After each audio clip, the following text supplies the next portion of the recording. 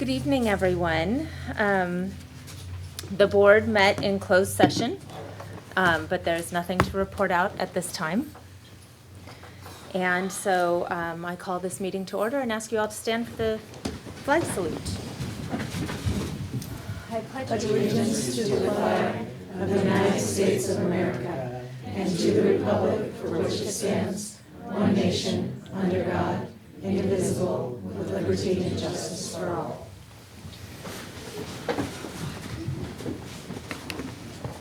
Oh, I did that out of order, didn't I? Sorry. We had one emergency addition to the agenda, which we have added to the consent calendar. And so I'm looking for an approval of the agenda as modified. I'll move to approve with the addition of the 7.111. What is 7.111? It's approval of a completion actually project for the roof at San Antonio. Yeah. I'll second. All in favor? Aye. Aye. Those opposed? No one? So that passes. And the minutes for December 13th board meeting, do we have a I'll move motion to to approve. approve? Second. All in favor? Aye. Aye. And I wanted to also let everyone know that Thane cannot be with us tonight. He had an emergency and had to fly out to see his mother I think he left this morning. So he couldn't be with us.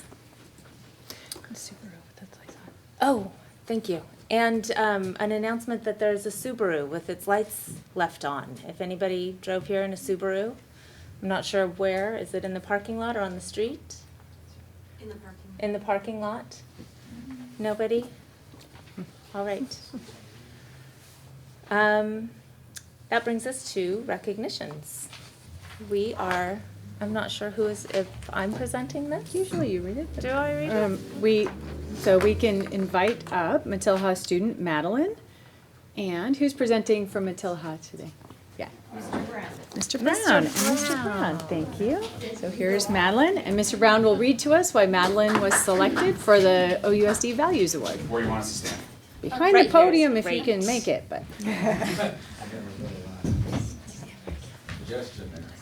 Matt, you look at them and I'll read.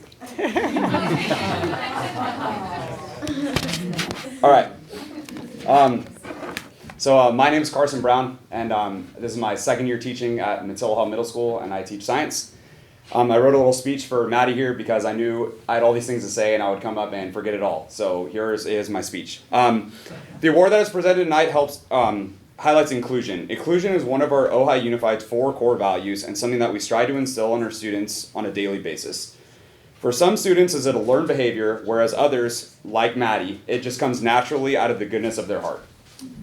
When Ms. Paquette asked me if I had a student in mind for the Inclusion Award, I immediately thought of Maddie tomorrow. Maddie goes above and beyond in promoting an inclusive culture that is reflective of our Ojai community. I have been fortunate enough to have Maddie over the past 2 years in science, leadership, activities, and athletics.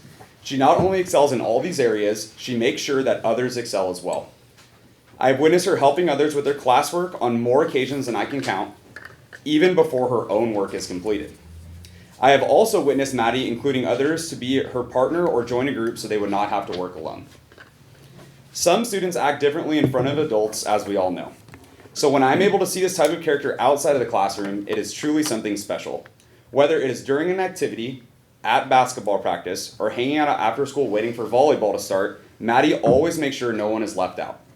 Countless times I have seen her group of friends move to a single student sitting by themselves and just continue as they were, including the new student, friend or not.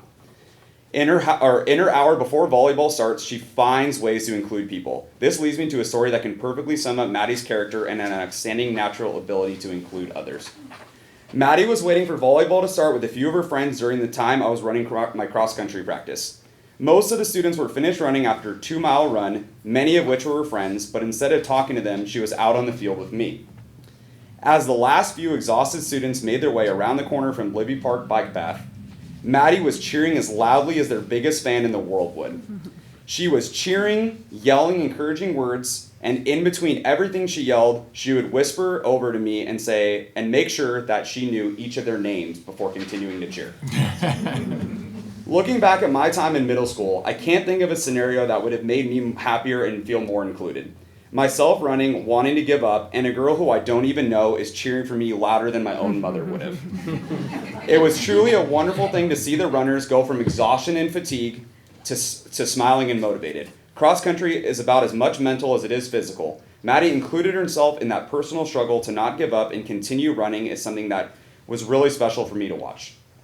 Maddie is a fantastic kid in every way of the word. It has been a pleasure having her or being her teacher over the past 2 years, and Matilda Hall will certainly miss her as the year concludes. Hopefully she can include us and keep us in the loop as she continues to move on to a bigger and brighter future. And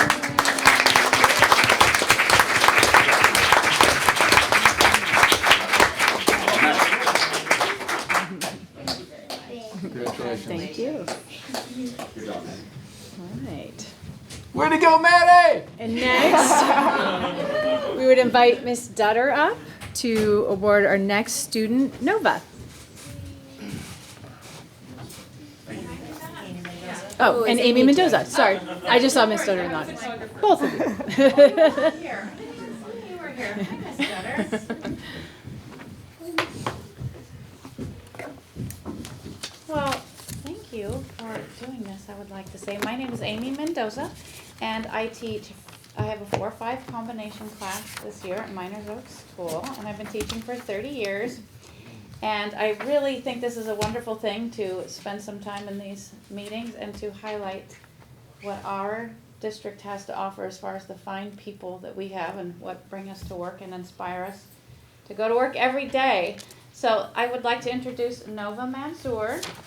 And when I was asked by Ms. Dutter who I would like to honor, Mr. Bird and I, it was very nice because we both immediately came up with Nova. And we were both so excited to honor Nova.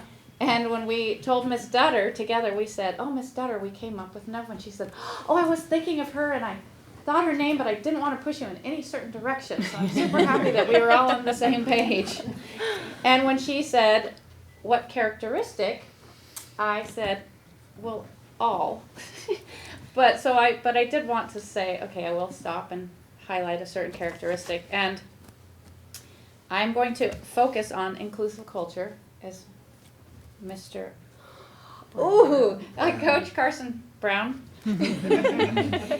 Sorry about that. And he did such a beautiful job. I really had to follow that, Mr. Brown. Nova comes to school every day with an eager mind and a bright outlook. She is kind and gentle to each person that she comes across. While Nova has close friends, she is both interested and willing to work with everyone. Although Nova is smart, she is thrilled and encouraging to all of her classmates when they succeed as well. She is able and willing to help others who need her expertise, whether it is in math or where to get your paper out of the printer. She helps me with a lot of things. She's the go-to. Nova wrote this past week, I think it was this week or last week, a beautiful essay for Martin Luther King Day, which expressed exactly how grateful she was to live in this town, Ojai. She comes from parents of immigrants who have shared with her the importance of gratitude and diversity. Nova is paying attention. That was the theme of our essay, pay attention. As a matter of fact, Nova's was called, what was your essay called? Well, we can pause for Siren break. War is not the answer. She wrote a beautiful essay. She mentioned both of her parents and how they suffered as, she mentioned her mother and how she suffered as a child in a country that was war torn. Oh, when I see someone cry, then I immediately cry. That's not helpful at all. So after watching a movie about Ruth Bader Ginsburg, Nova is inspired to become a Supreme Court judge. She is impressed by this woman who could work so hard to make such a difference in the world. Nova will make a difference because of her fascination with new information, her work ethic, and her ability to see the warm spot in others. That was also taken directly from her Martin. And Nova, would you like to say anything at all? Thank you.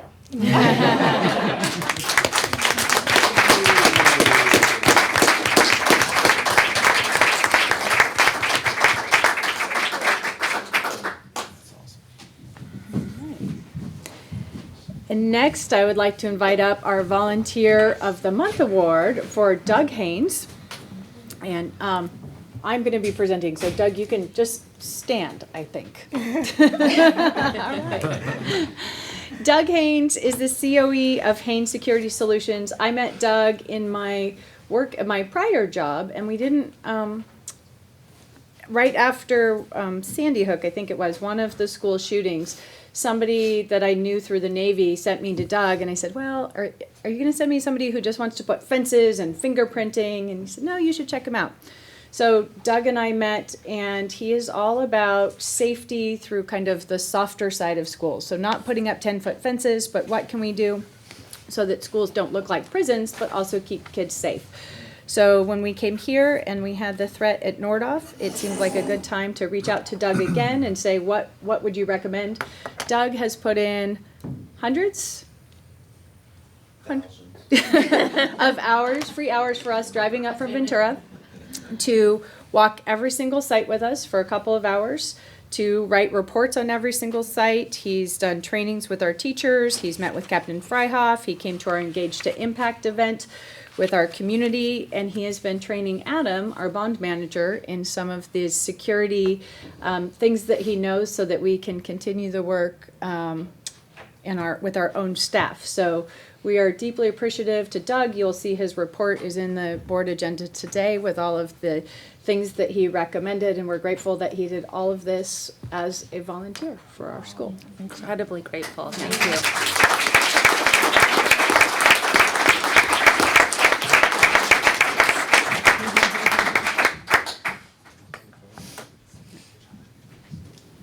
You want to meet in the middle? So, we're looking forward to working with Doug on grants in the future. Thank you so much. Maybe some collaboration on magazine articles. Do you want to say anything? We didn't offer that. Yes. Certainly didn't expect any kind of recognition. I do. That's what I do. Yes. Hopefully, some of the ideas that we came up with will be beneficial to you, and the grants are due on the 3rd of March. Okay, we should talk. So we Yeah. Thank Great. you. Thank you very Doug. much.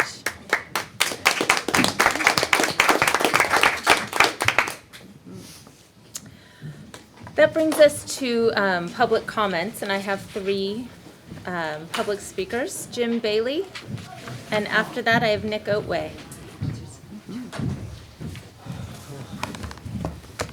Good evening, Superintendent Morris and board members, Superintendent Knox. And I'm speaking today as a private citizen. And over the weekend, I had the ability to be able to attend the Agora Foundation dialogue on education experience by John Dewey. And it was a great book to study with about 20 other individuals in the Valley. You know, maybe it'd be a summer read sometime for the teachers in OUSD. I don't know, but so that was a wonderful dialogue, and Dr. Morris was there, and I really appreciated her comments. But the whole conversation led me to reflect on the new vision that you guys have come up with here in OUSD, and that being the student-centered vision, right? Putting the student at the center of all the decisions, and it tied into what Dewey was talking about, because he's saying the student does need to be in the center, and their experience is considered, and the teacher's job to, as a professional, to really consider what next experience would be educative for those individual students.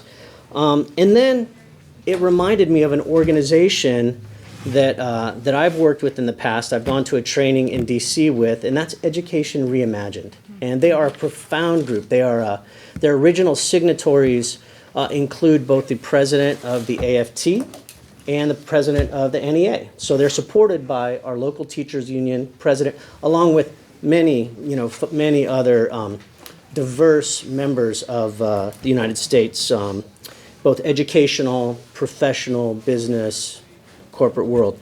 And I wanted to say, Board and Superintendent Morris, that they have some opportunities for teachers to go and get training or even their vision statement, but they do have a learning lab. And, I know that sometimes there are grants through the Ojai Education Foundation. They have a learning lab, and it focuses on learner-centered practices and supporting teachers, in how to address today's most pressing education challenges. They have Spark House, where teachers can take, a high school student or two with them to, go to a training on student-centered education. And then they have a network for folks who are in the movement, working to bring this type of education to the country.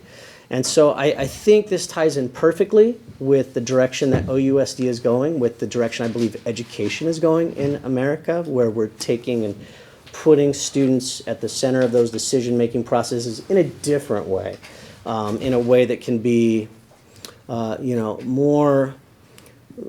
more fashioned to those individual learners just through our ability to diversify how we present curriculum, content, and our ability with new technologies to track that content. Things like HeadRush, which you guys are using for some of your programs. So I'm going to be sending an email in the next week with that information, and I'd love for y'all to take a look at it and see if it might work for OUSD.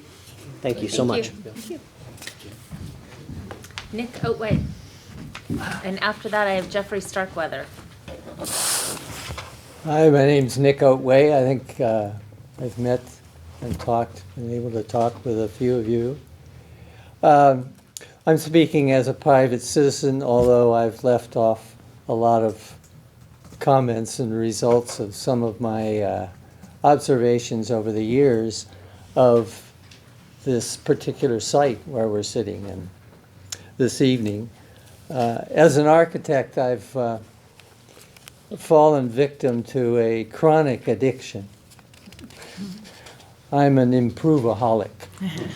Everywhere I look, it saves me from judgment, I mean, if all you can see is something better, then you don't look at the rest of it.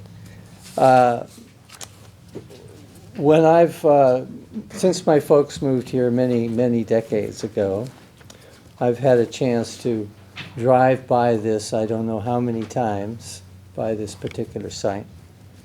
And a couple of phrases come to mind as you've enjoined the conversation about what's to happen, if anything, to this particular site. I have a couple of examples of things to keep in your mind quickly. The first housing project in the country has just started this week, and it is a zero automobile requirement. It's a public-private development just adjacent to downtown Tempe, Arizona. It's the first with zero requirement for cars. And the whole future of towns, if we can think of the last 100 years of automobile addiction and oil addiction and gasoline, is going to move in the direction of creating more living for people in town. Well, that fits in pretty well with the school's need for housing for people who commute from outside of Ojai Valley to come and work here. So that fits one of my favorite phrases, which is the greatest good for the greatest number. How do we do it? And what does it take to make that happen? And I'll just leave off with conversation can be creative, and I'd urge you to consider, as you get into the conversation further about what's to happen with this site, to consider even opening up the RFP process that you engaged in earlier. Thanks very much. And if any of you want to talk any further, one-on-one or whatever, I'm willing to share with totally open program for thinking about what the possibilities are. Because if you realize you're just right across the street from downtown Village Center, this really puts you all thinking of being a little bit of an architect as well. Thank you. Thank you, Nick. Jeffrey Starkweather. And after that, Maryann Ratcliffe. I'm going to be speaking on another agenda item. Oh, on 6.2. Okay. Thank you. Jeffrey Starkweather, graduate of Miners Oaks Elementary, Matelaha, and Nordhoff in 1965. I wanted to talk about the issue of decline in enrollment as a public policy issue. I know there's going to be a Chautauqua that was going to have experts come and talk about it, but I think there's a more precise way to go about addressing a public policy problem like this. I have been involved in North Carolina in doing this kind of process through economic development, sustainable development plan, affordable housing plan, and land use plan. By the time we were done, all of those, the community was completely behind us, and we were able to invest. So it's 3 steps. The first step is the analysis, the analytical. I know we've done a population projection, but a real analysis, we want to look at all the elements that would cause us to be losing students. Why people who move here don't send their kids to schools, why we're not attracting people in, so forth.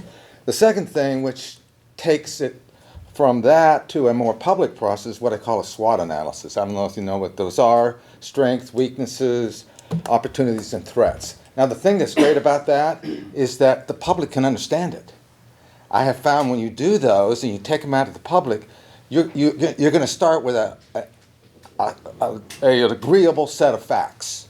Because I found that if you do the real fact-based one, you hardly find anybody that disagrees with it. And the final one would be developing a strategic plan, which has to be a whole community-wide effort. And I think one of the things we used in North Carolina on some of our projects was actually going to visit places that were models to come up with strategies. Now, before we get to that or finish it, I do think there is one strategy that we could be doing right now to be bringing students in our schools. There was a great, what does that mean? There was a great article in the Ventura Star about dual language immersions programs. The state of California wants to fund up to 1,200 of those by 2030.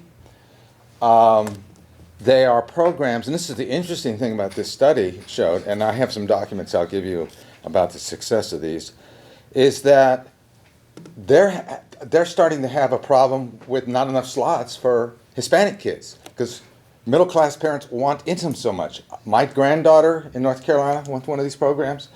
We have developed 2 in our county. People drive 20 miles, middle-class parents, to get into these schools. So I think it would be a great strategy. Personally, I'd like to see us start with Miners Oaks, because I think that has the highest percentage of Hispanics and would help the population. And possibly even consider reopening Summit with this kind of a strategy, because you would be attracting people from Oakview, because we are a school of choice, Oakview, or system of choice, Oakview, Ventura, and Santa Paula. So I'd like us to think about that as one part of a possible strategy. Anyway, I have some documents here. I'm going to give you one copy, but I'll email you all these documents. And finally, I was going to mention this, you can read about it though, this woman who we ought to be dedicating this meeting to, a woman who died in LA, who was a parent leader, who was about middle-class women integrating minority and poor schools. And she started this thing called, I can't remember what it's called, but Integrated Schools. She has a nonprofit. And she accidentally was killed in a car accident. But if you read her story, and I don't have time for it, but it's an amazing story of what this woman has done to kind of thing that we need to do here in Ojai, actually. Okay, so thank you for listening to me. I'm not going to be able to stay the whole time because I have to go to the town board meeting to talk about affordable housing, but I'm glad I read that you're going to switch your meetings so that we won't have them at the same time, so thank you. Thank you, and we look forward to the email with those Yeah. documents. Right. That's a hazard. We're gonna talk about the configuration of the room too, so we're working on that. So now we have our union president presentations, and oh yes, and that brings us to CSEA our union president Chuck Crawford, and we ask that they be maintained to about 5 minutes. Is that possible? You can do it. I have all faith. Well, I'll start with a thank you, board. I look at CSEA as the glue that holds all this together, the classified employees and the many hats that we wear. Not our support is for the teachers, which has the tremendous task. It's been a concern to me of the numbers. If you've seen the Personnel Commission numbers, 47 hires, rehires this year, 24 resignations, 35 layoffs, reductions. I've never seen those numbers in a district like this. I've been here with you 23 years. What that means to me is not just dollars and cents, but the glue's being tested. And it's not just the classified staff. We're here to support both the management issues and the teachers' issues. And the transitions seem to be going well, but I just wanted to put that out there. We're still hanging in there. We're still glued, but it's definitely a challenge. And I do want to thank you, the board, for agreeing to participate in the summer assistance program. We do have a lot of 10 and 11-month employees, so that will be an attraction to keeping people in the district. So thank you. That was way less than 5 minutes. Oh, gosh. Thank you. Angie Janeski. That was really quick, Chuck. I wasn't expecting that. I still needed time to think. What's going on? Hello, I'm Angie Janeski. I am the president of the Ojai Federation of Teachers. I'm also a TKK teacher at Topatopa. And I feel like since the holidays, for me personally, I have been catching up the whole time, all week long. And all last week and then this week. So this morning I realized we were having a school board meeting and that I was speaking. And so I've been thinking about this all day and trying to figure out what is it that the membership would want me to express to all of you.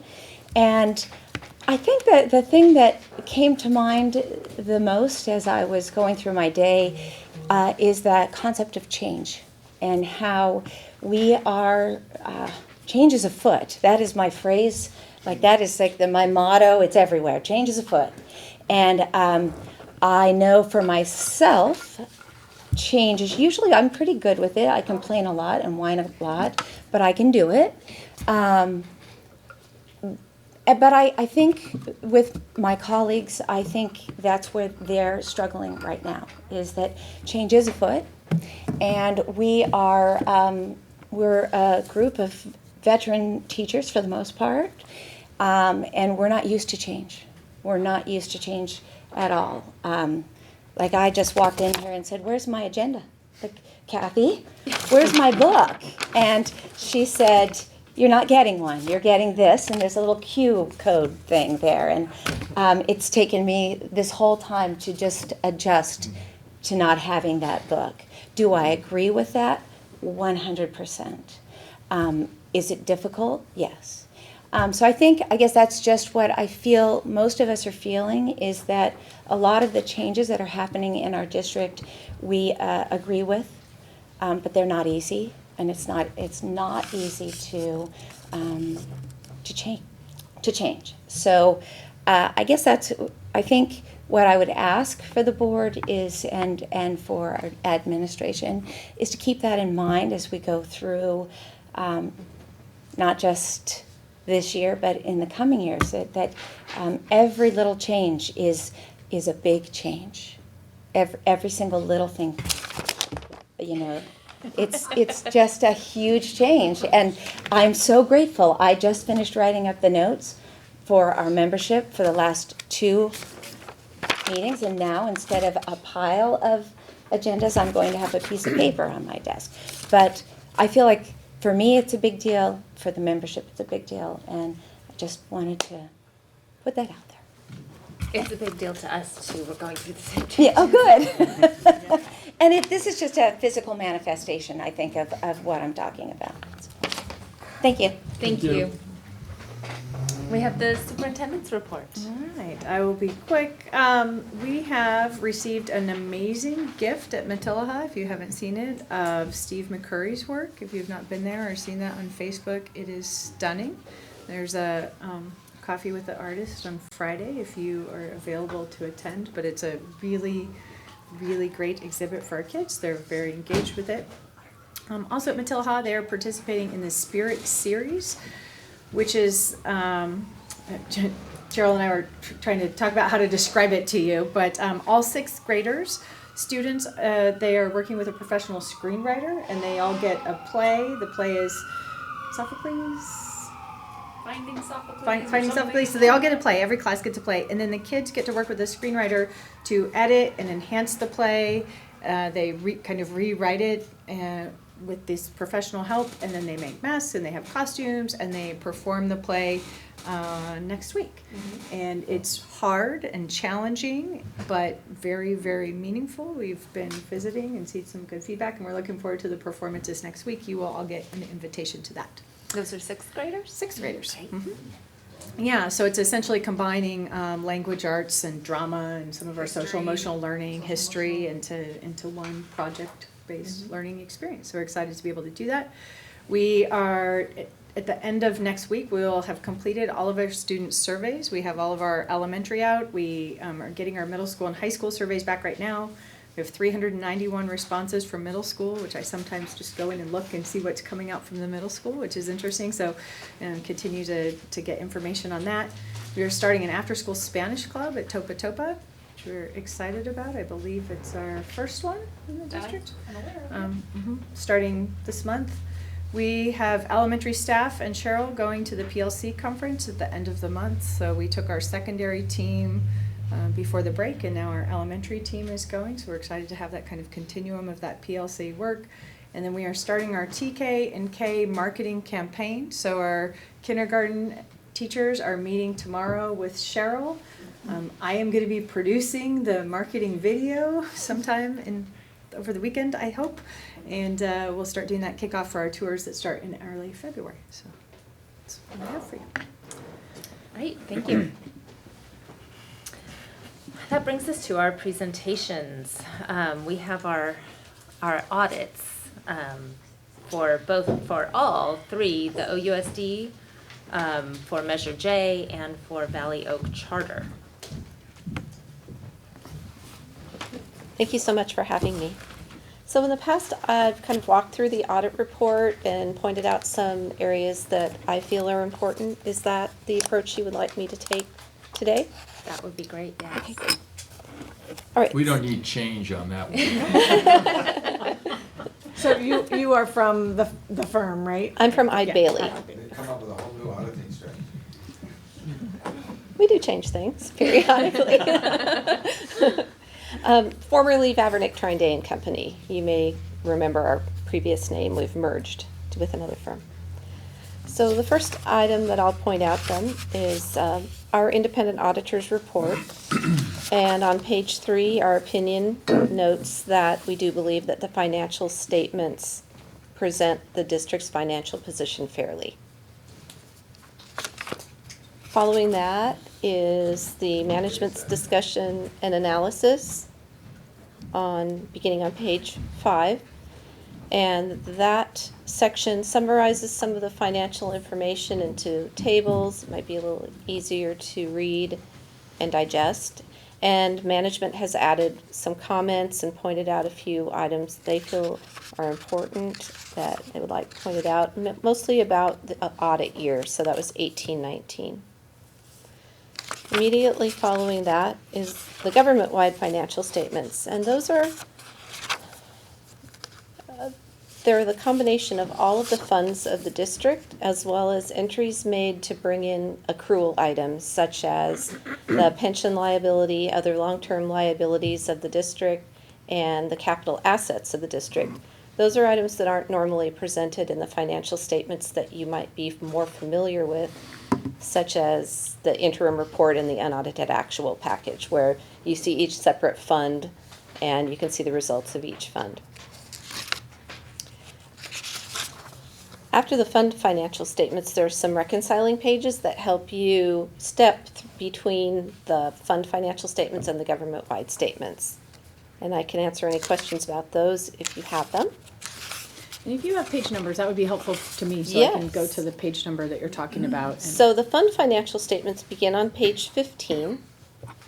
And then they're immediately following that on page 16, there's a reconciliation. So that reconciliation would go between the balance sheet with all the separate funds and goes to page 13, which is also a statement of net position. Looks like a balance sheet if you're an accountant, but it combines all of those accrual entries that I mentioned. So that's the structure of the report. Then on page 22, we begin the notes to the financial statements. And in that section, there are details given about some of the items on the financial statement. For instance, you would see some additional information about the capital assets rather than just a summary of the total. So on page 37, for instance, it lists out all the different categories of capital assets and the depreciation amounts on those. Gives that same type of information for the long-term debt of the district on page 40. Then past the notes, there's some supplementary information that's required, including a schedule that shows federal monies that the district receives and spends. And then on page 76, I always like to point out the trends page. So that shows the audit year and the 2 previous years, as well as the adopted budget for the year 1920. That's page 76 on the bottom of the page. Oh, I'm sorry, you're right. Our number. Page Yes, I know. 82. yes. There you go. So that shows that in the previous 3 years, including the audit year, the district had a surplus in 2 of the 3 and a deficit in 2018, and also budgeted deficit spending in the adopted budget for 1920. So since we prepared the report, you've had your first interim report, so that those numbers may have changed.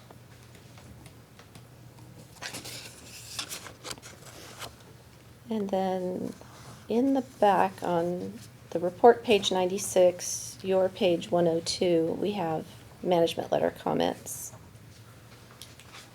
Just a few.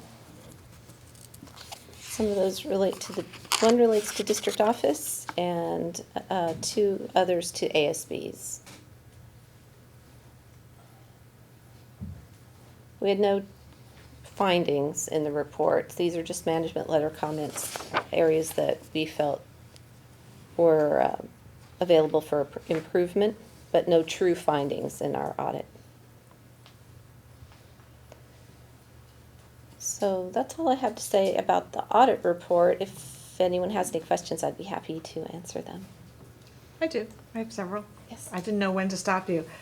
So at the very beginning, it talks about, well, actually, my first question is, we received unaudited actuals. Yes. I assume you compare them with the audited actuals and you found them in agreement, or how does that? Yes. So we take the same data file that's used to produce that document in that software, the software that produces your unaudited actual package, and we load that into our software, and that's how these financial statements are developed, the fund financial statements. The government-wide statements do have those conversion entries that I mentioned, and you can see the reconciliation between the unaudited actuals package and those government-wide statements in the schedules that I mentioned. Okay, I'll look at those. And if there had been any adjustment, that would have been noted on the report page 75, where we are required to note if there were any adjustments. We had none. Okay, and that was my other question, because the letter talked about, well, so that first question you answered, that there aren't concerns for errors in our unaudited ones that I saw. But it talks a lot about no material weakness at the bottom of page 88. But it doesn't really answer the question previous to that. You talk about deficiencies or significant deficiencies. You list 3 things that you're looking for: material weakness, deficiency, or significant deficiencies on page 88. And then at the bottom, it says there is no material weakness found. But it doesn't really talk about. Right. We had no deficiencies noted. Okay. Because I understand material weakness is the worst, or is that the least? It was a little difficult to follow. That's kind of confusing, the way that's worded. Material weakness. Sorry, it's not on your page 88, it's on the actual. We found no material weakness or no significant deficiencies in the report. If we had, Huh, okay. But I think it's All actually. right, so that answers that question. okay, if we had, that would have been disclosed in a finding. So on those pages, your pages beginning page 98, where there are 3 pages there that say financial statement findings, none reported, federal awards findings, none reported, and state awards findings and question cost, none reported. If we had its material weakness or significant deficiency, it would be reported there and detailed what we found. We did not. Okay. Let me just look at I have one other question, if somebody wants to jump in, otherwise. I have a quick one that, which I've probably wanted to ask before, but keep forgetting to, which is the statement of net position. I never know what to do with that. I mean, it looks kind of ugly, but the metrics in it don't, other than obviously having a, like page 13, knowing that we have a really large aggregate net pension liability, which, we're always aware of. Right. I don't know what I do with the statement of net position, because it seems so abstract. Yes. So this change in the financial statements came about several years ago because I believe that Let's go do it so the It's- audience. So page 13. 17 of yours, or 13 I'm on. Yeah. in the report. Mhm. So in the past, for government entities, what you would see in your audit report would just be each separate fund listed, and that would be it. And there would be no way to, because a government entity is on what we call a modified accrual basis, and the focus is on resources available for spending now. Right. So the full accrual basis shows these longer-term assets and longer-term debts, such as the pension liability or the general obligation bond liability. If you were to look in the fund financial statements, you wouldn't see any mention of those because those are long-term items. We would focus on the amount that's due on those right now. Right.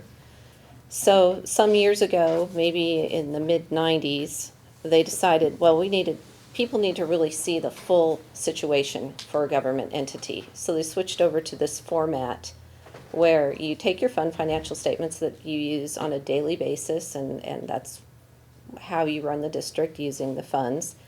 And then they gather them all together in one column and then add these long-term items, full accrual items. So I would not disagree with you that this statement is abstract and difficult to look at. And I think that the inclusion, personally, the inclusion of that pension liability just blows the whole thing up, because immediately you take this number that,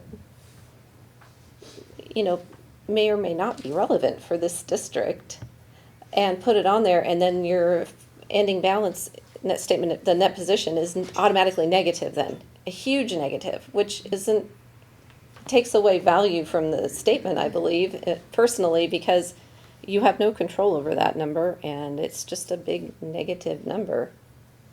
So although maybe it does serve the purpose of bringing up this issue where we all need to remember that there is a liability out there, and that across the state, government entities do have this huge pension liability that needs to be addressed, but probably not here in this room and by this group.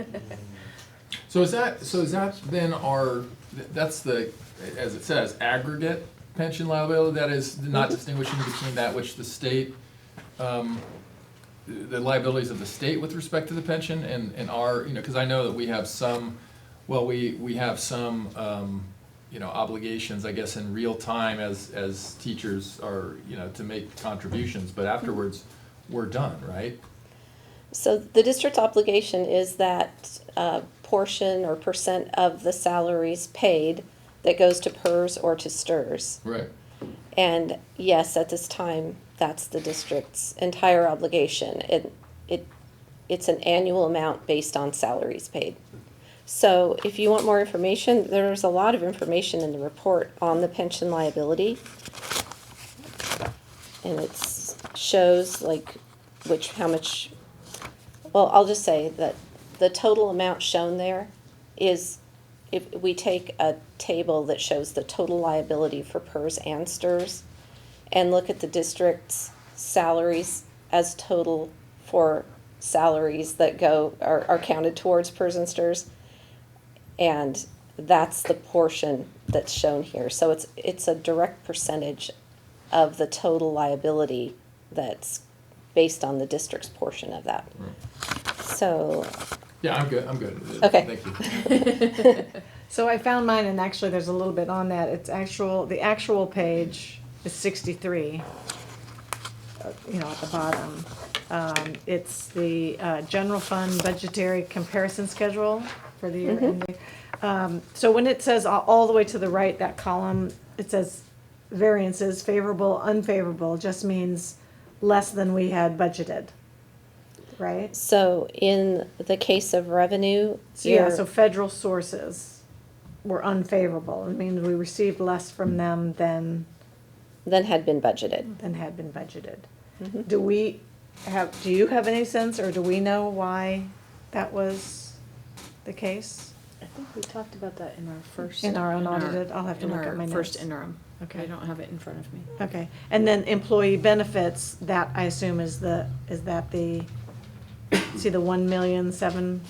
Mm-hmm. I assume that's going back to Kevin's item, that's pension? Because it So- looks like we're not managing our benefits well in our budget. We have added an amount, if you look at the footnote, on behalf payments of $1,868,954 are included in actual revenues and expenditures, but have not been included in the budgeted amounts. That's because part of what we call generally accepted accounting principles dictate that the district should recognize amounts that are paid on its behalf by another entity. In this case, the state of California has contributed to both PERS and STRS during the audit year, 18-19.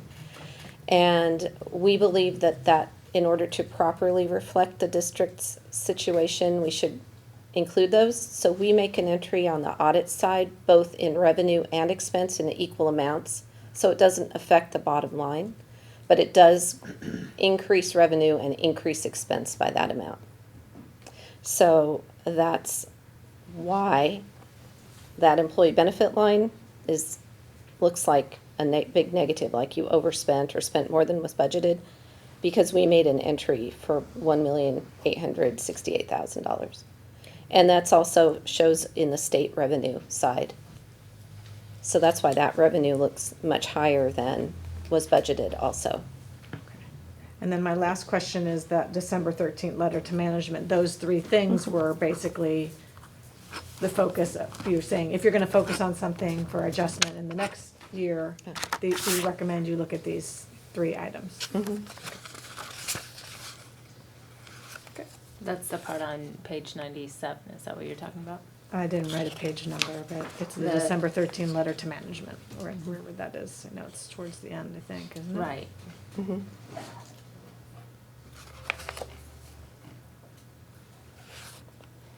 Are there any I thought other it was at the questions? very end, but. It is the very last, yeah. Very last thing. We were on it earlier. Yeah. Okay. Yeah. And I also have the bond report with me. Would you like me to go over the bond report, or would you like to ask? Were there other questions in the bond audit? I have I no don't have any. questions.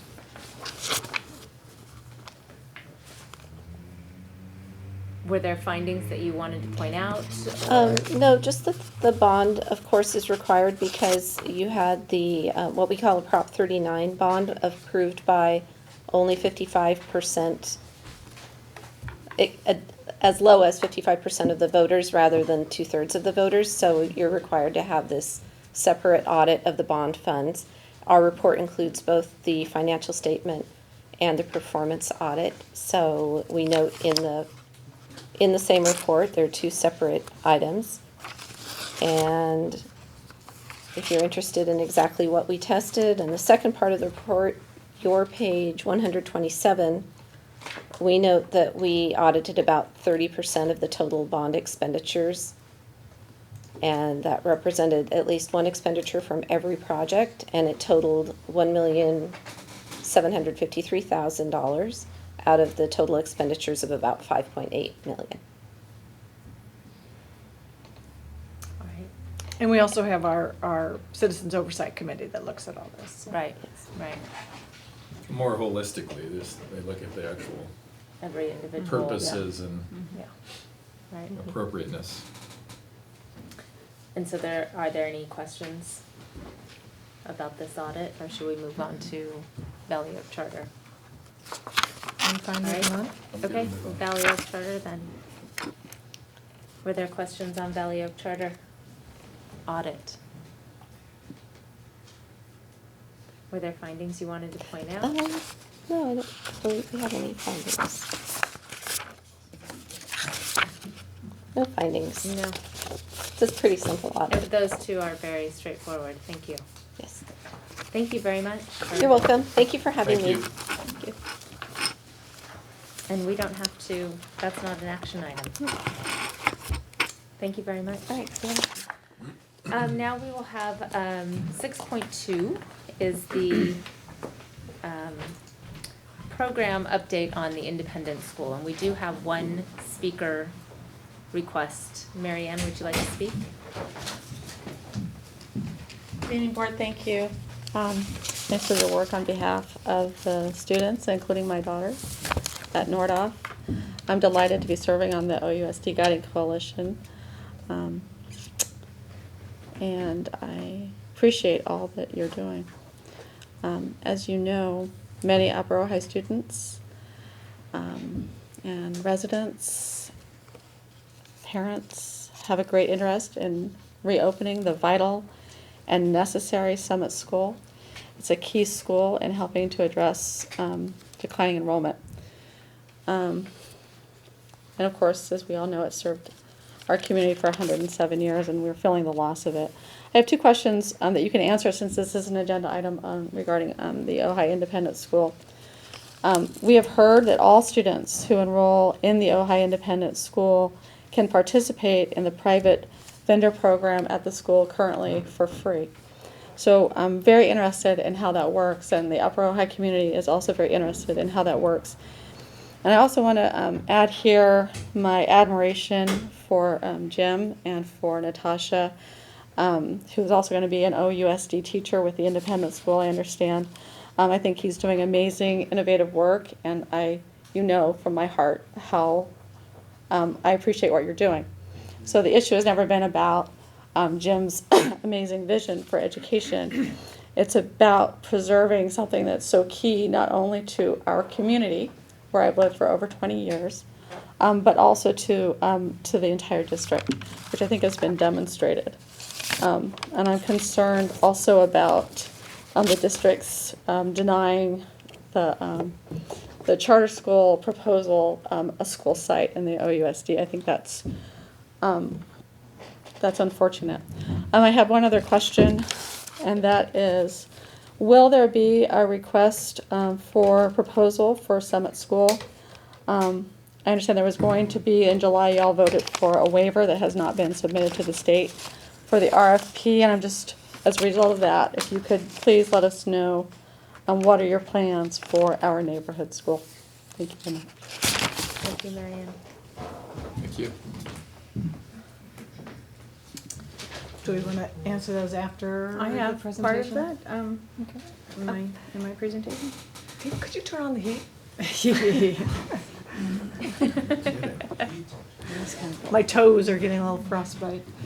So just an update on Ojai Independent School broadly. We have 22 students enrolled as of today. 3 are at the district office site and 19 are at the Summit Center. 7 of those students are new to Ojai Unified School District this year. 7 of them didn't attend our school in 1819, any of our schools in 1819, but were with us before that. So they left the district last year and then came back this year to Ojai Independent.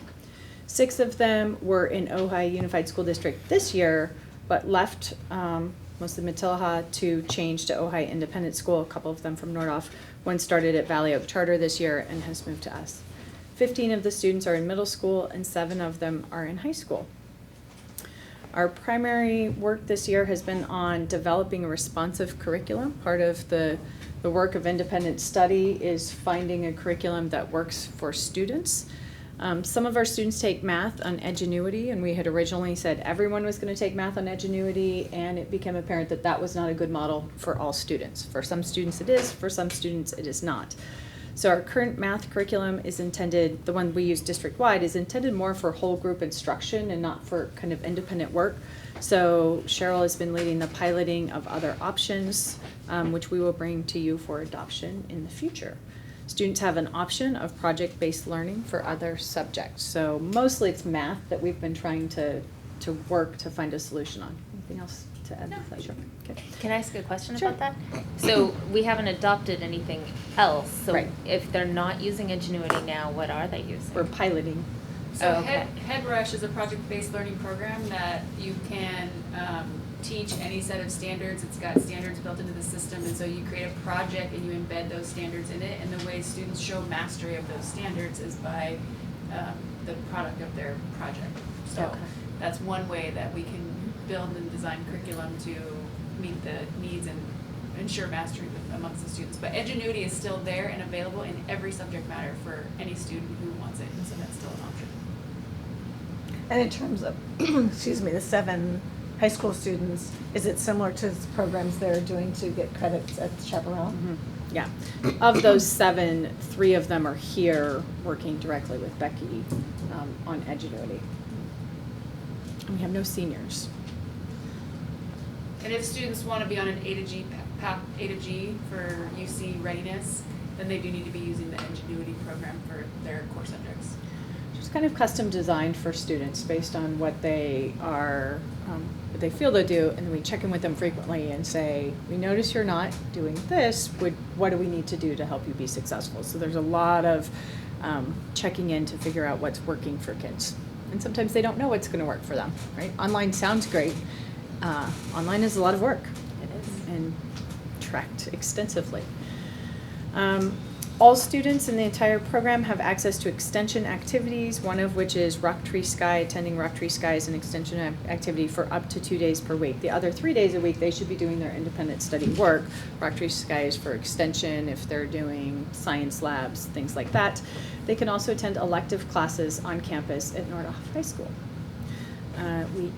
They cannot play sports at this time. We have our CIF league has not voted in favor of that yet. So that's CIF that is determining that, not It's not us. CIF, it's our particular league. So we are in a league with Santa Paula, Fillmore, Carpinteria, maybe Oak Park, and Wainimi High School. Wainimi High School is voted in favor because they also need a multi-school agreement. We need a multi-school agreement, and we need one more vote. We've not been able to get that yet. We hope to expand the Ojai Independent Study Program to offer a homeschool option in 2021 for kindergarten through 5th grade students. When we brought this to you, we said that independent study isn't an appropriate option for kindergarten through 5th grade. They really need to be more parent-directed at that age. And so we would hope to expand so that we can have a homeschool component that's led by parents. Also, next year, we may consider moving one of the centers, the center that's here, onto the Nordhoff High School campus. So we're looking to see if that would be of benefit to students. The center that's here. Yeah. For the independent study. Yeah, so that students could take some independent study classes at Nordhoff, or they could be in the whole time as a student in independent study, and they would kind of come and go. So looking at space on campus, what that would look like, what access would look like. So beginning those early conversations to see if that would be more accessible for some students. So with respect to Maryann's question about Rock Tree Sky, we're paying something to? They are a vendor, so we have a vendor agreement. It's about $360 a month for kids to go 2 full days a week. And is that not, I mean, because I know other independent programs like Lighthouse, and there was another one, Inspire or something. Is the state not require that there's sort of these options, or no? That there's, or it's just a typical? It doesn't require. Most independent study programs in the county either have a full elective complement, or they're partnered with another school, or they're partnered with vendors. So, for example, River Oaks, was only thinking Rock Tree Sky, but River Oaks is probably the closest program that we would want to model from. They bring in vendors all the time that they pay for, and then students can choose to go to a series of classes during the day. Some charter school non-classroom based programs just give the money to parents and say you choose what you want to pay for, which Inspire Charter School was doing. The state is really cracking down on that, and so we don't give parents money to choose an option for a vendor. We say this is an available option. If you don't like it, you can go to elective classes at Nordhoff, or we're always open to thinking about what that looks like. But Are we required to use vendors as opposed to do things in-house? yeah. And then ADA, do we, for an independent student, do we get full ADA, or is it some portion? Yeah, it's usually 100% based on work samples. Based on what? Work samples. What does that mean? Students present work samples of what they've done, and that's kind of essentially, so once every 20 days, but we do it more frequently, you have to meet with the teacher, bring a work sample to show, kind of like Cheryl was saying, like Head Rush would be an example to say, I've done all of this work, and that's how you calculate attendance. And so most independent study schools are 100% ADA. So, I do still have some questions on the, the arrangement makes a lot of sense, but some contracting out questions, right?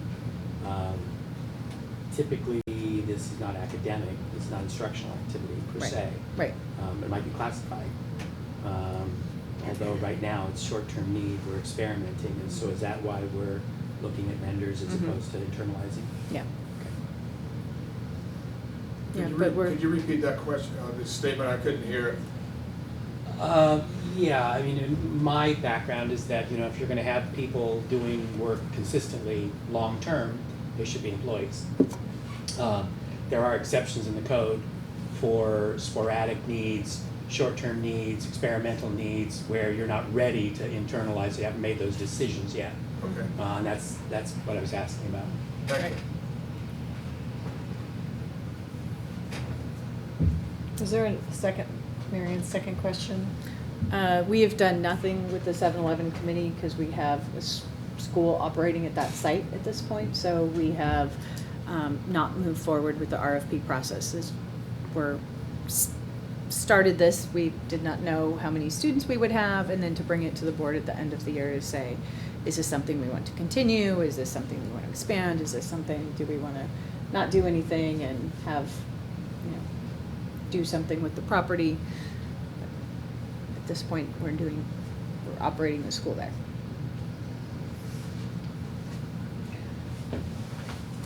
Does that answer the question? I'm not sure I understood her question. Maryann, does that answer your question, or I'm not sure I understood what your question So was? in July, you all voted for a report of, what is it, request for? Proposal? A waiver for. Yeah, thank you. And you're going to submit something to the state. So it wasn't done, and you haven't put anything out for a request for proposal for that public good process on a surplus property. So there is a process.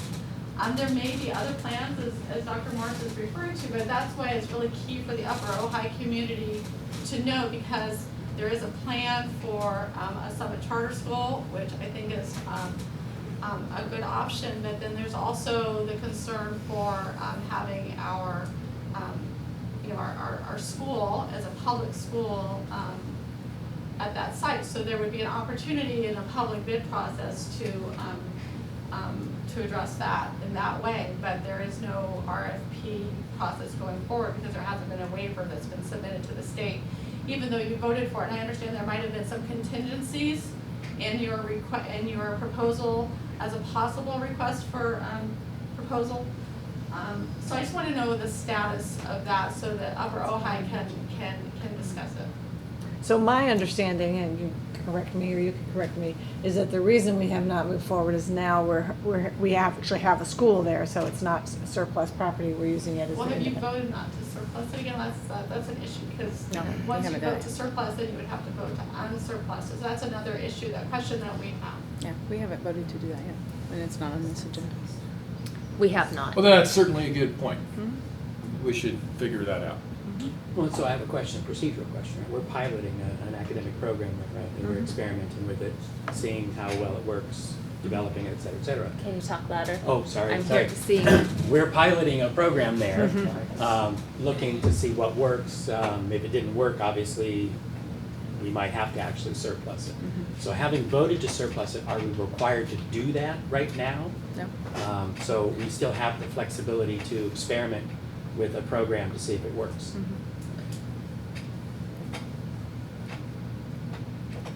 So I guess the question for the board is, at what point do we determine whether this experiment is worth staying, moving forward with an RFP, or if we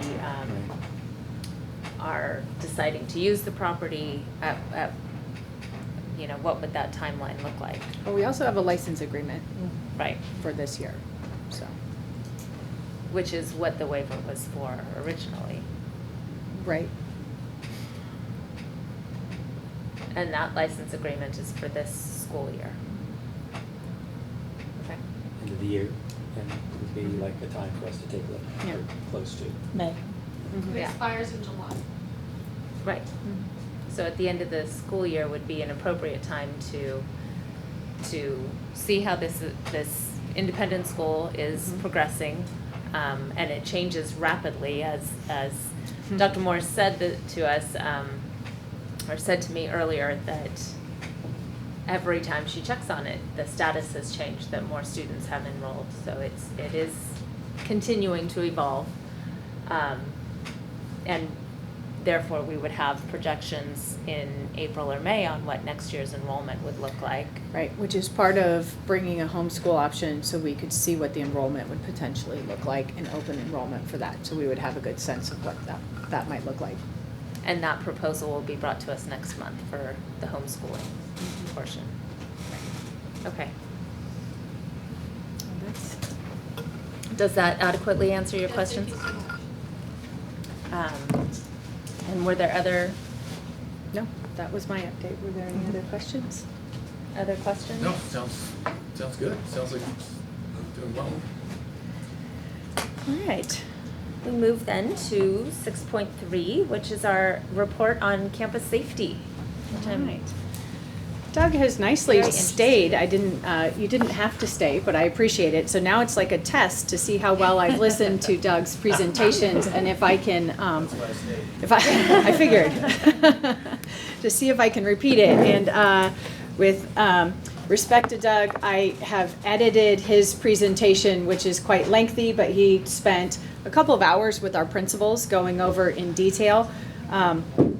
I am going to share some of the very, very broad background. And I think when Doug sent us our first report, I sent it out to you in a Friday update for your review. So this isn't the first time you've seen it. And Doug can jump in and correct me at any time he feels that would be helpful. So in doing our site walks, and is Adam here? Yeah, Adam's here too. Adam came on every site walk so that we could, again, incorporate this into the work that we're doing. So Doug used a few different methodologies. I only kept one of the slides of them, but there's a lot of methodologies out there and frameworks for how you look at safety on a site. So the Pass K-12 has this very extensive checklist.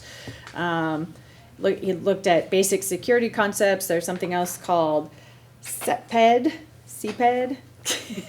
crime prevention through environmental design. We looked at building strategies and then an asset-based risk analysis. So Doug basically can do all of this in his head as he walks around any given site, but he also had checklists that he walked through with us.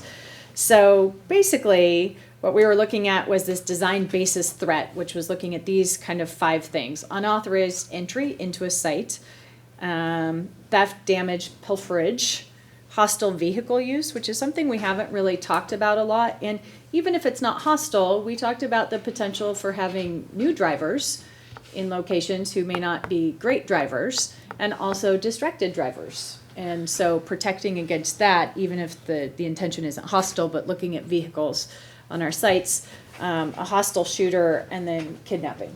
So those were kind of all the things that we were looking at. So this Pass K-12 system, you can Google it, the checklist, but it has kind of looking at district-wide strategies, looking at the perimeter, looking at the parking lot, looking at the building, and then looking at the classrooms. So we did all of those things in our walks around.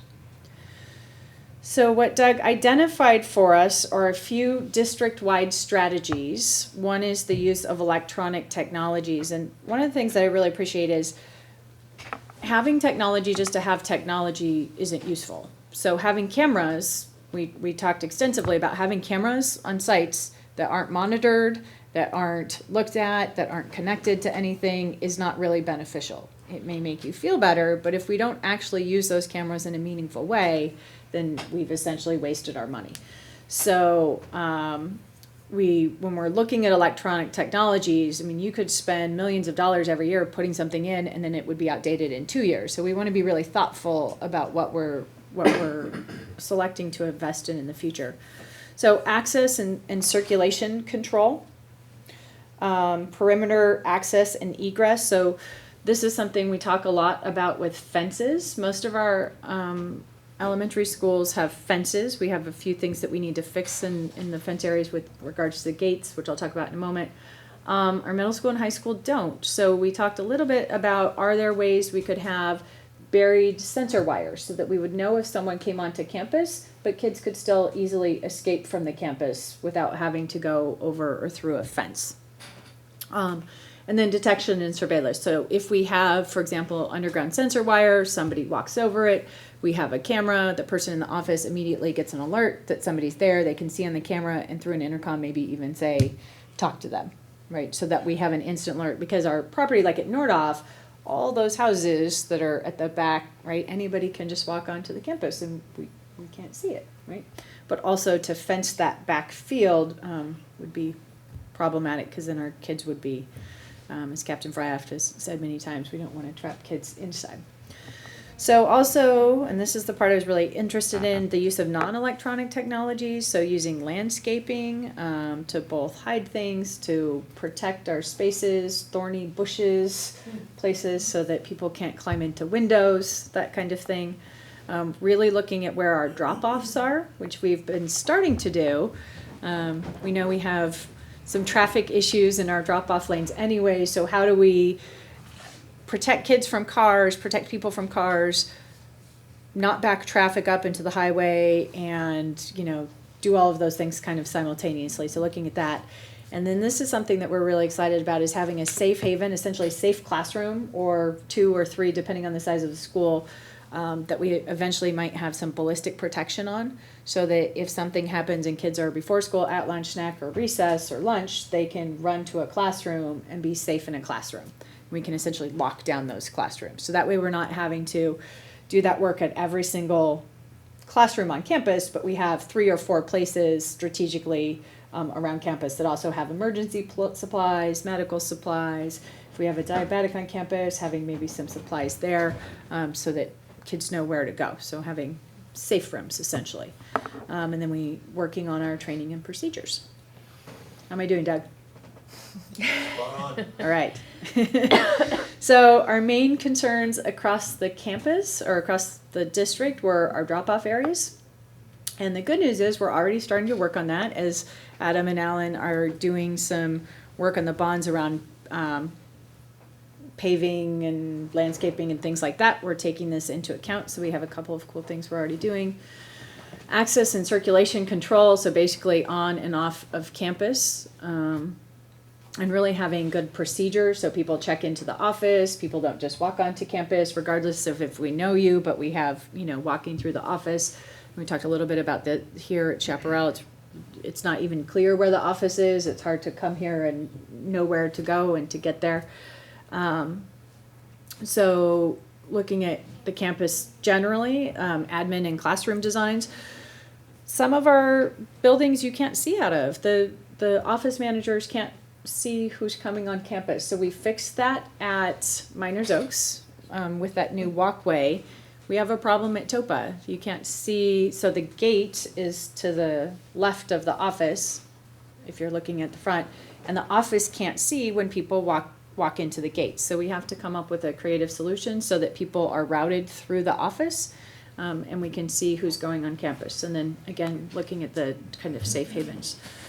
This fence we're going to talk about, but one of the things that's problematic is our elementary schools have fences, but these fences, especially in the back fields, are all locked with a padlock, and the key, someone at the office has the key, but in an emergency, it'd be probably difficult to find that person and find that key and to get out in an emergency. So we've been working on some options for those gates as well.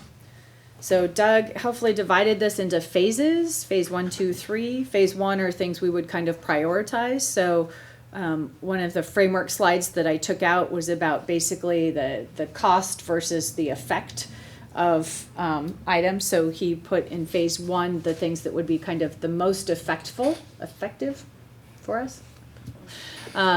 So looking at duress buttons, panic buttons in classrooms, that's something that we'd like to have, just not even in case of an active shooter, but if a kid is sick or the teacher's sick or whatever that looks like. So there's a button that we could easily press.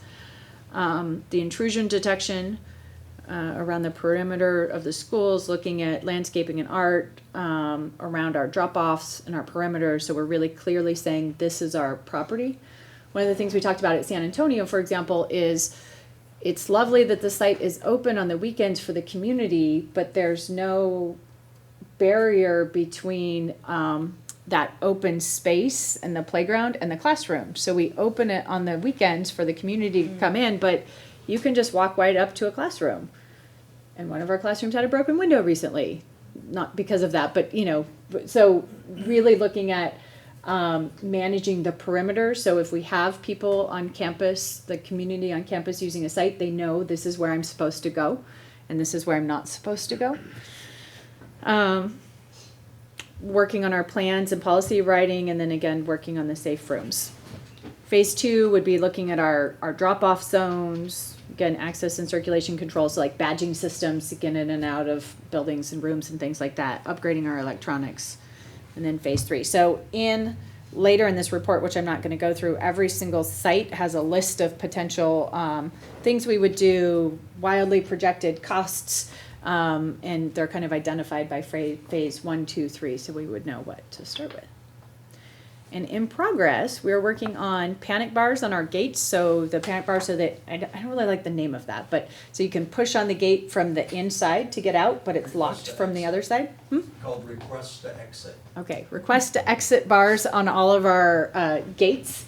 So at the elementary school, they're a kit that we can put on that's a couple of $100 that allows kids to get out and people not to get in. Safety features at our drop-off zone. So we're working on the landscaping in front of the F building at Nordhoff. And since we were already going to do the paving, we talked about including bollards, protective concrete spears. Big spears like out front of Target. Yeah, but actually security rated. Yeah, so that cars can't, because that F-wing is right there in the drop-off, right? Right. So if somebody were, not paying attention or, so having these bollards that are gold and blue and then some benches that are safety rated. So basically we're using the landscaping to protect kids in that building. Well, and correct me if I'm wrong, but also those work in the case of like an active shooter. You have things to hide behind if you're Correct. needing to hide or Correct. Yeah. waiting to run. Yeah. So Yeah, they serve that purpose. one of the key factors in the new architectural design of interior space is that they're all open office spaces now, and there's really no place to hide. So by having different items out in the landscape, Yes. it gives the person a chance to get away, because the natural reaction is to duck behind something. And rated street furniture it has ratings for not only vehicles crashing into it, but also for ballistics and for glass. So kind of get 3 for 1, if you will. So as we're looking at this though, we want it to be beautiful and to add value to the campus and to be something so that it doesn't look, again, like a 10-foot tall black fence, but it looks something that's interesting that kids would enjoy, but that also is a integrated safety feature. We have some site-specific projects like the TOPA entrance that we're looking at. And then we're doing research on suggested items, arrest buttons, that kind of thing. And then we're meeting with site safety teams in the next month to go over this list. And then we have the threat assessment teams and working on our safety plans that we'll be updating at every single site. So then there's the list of all, not in this, but in your packet, there's a list of all of the individual projects. And I have a question about there's a dollar amount on these individual projects and ROM costs, and I didn't know what ROM meant. I think I took that slide out, but. Random order of magnitude? Yeah. It's a general, if you had to do all of it together, for example, a camera, to put a camera into a room, you can't just assume that there's ducting and wiring and the software and all this stuff that goes with it. So the random order of magnitude cost for a camera is about $17,000. But the actual cost for a camera is a couple hundred.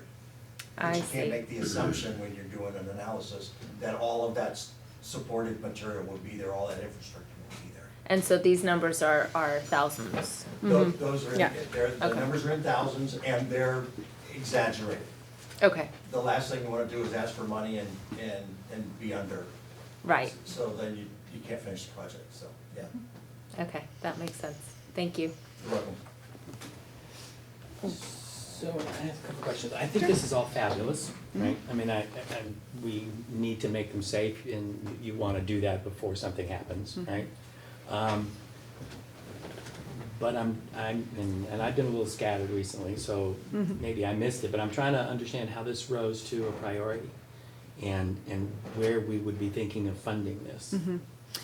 So after the Nordhoff threat, we had the Engage to Impact Safety meeting. We were talking about what do we need to do? And Can you parents, tell us what that Nordhoff threat was?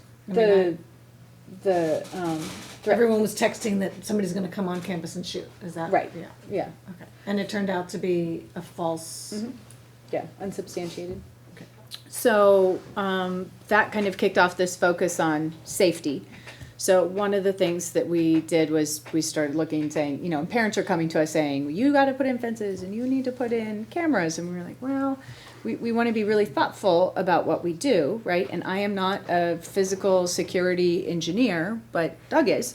So that's kind of how we got to this. So the funding is basically, if we go for another bond, it may be that there are pieces of this that we would like to include in that as part of our work So this is in the future. preparation background, Yeah, that kind of thing. Okay, yeah. cool. Also, there's a state bond out there. It may be that some of this isn't, we didn't know what we didn't know until we started doing this analysis. And to my knowledge, I don't know that other districts have done this level of analysis yet. So. They haven't come to me. I haven't heard of them doing it, but maybe they are. Yeah. I think a bit of this as well is just knowing these things, I can kind of frame projects around it. Okay. So adding and changing things, well, why are we doing this? And I can say, well, let's make this curve a little taller, let's put these bollards over here, then it's not necessarily trying to get additional funding, but things we do have to spend money on, we're doing it thoughtfully with security in mind. Yeah. So knowing this, then, is it possible some of this can be, as you're saying, sort of folded into some of our bond work as Yeah. well? We're everywhere we can, we're incorporating it. The thing I'm really appreciative of Doug is he's been helping Adam. He sends Adam like, hey, here's this conference, here's this flyer, here's these things. Have you thought about this? So we have this ongoing information stream. But I think it's important for someone in our facilities staff to be knowing and thinking about safety as we're doing projects.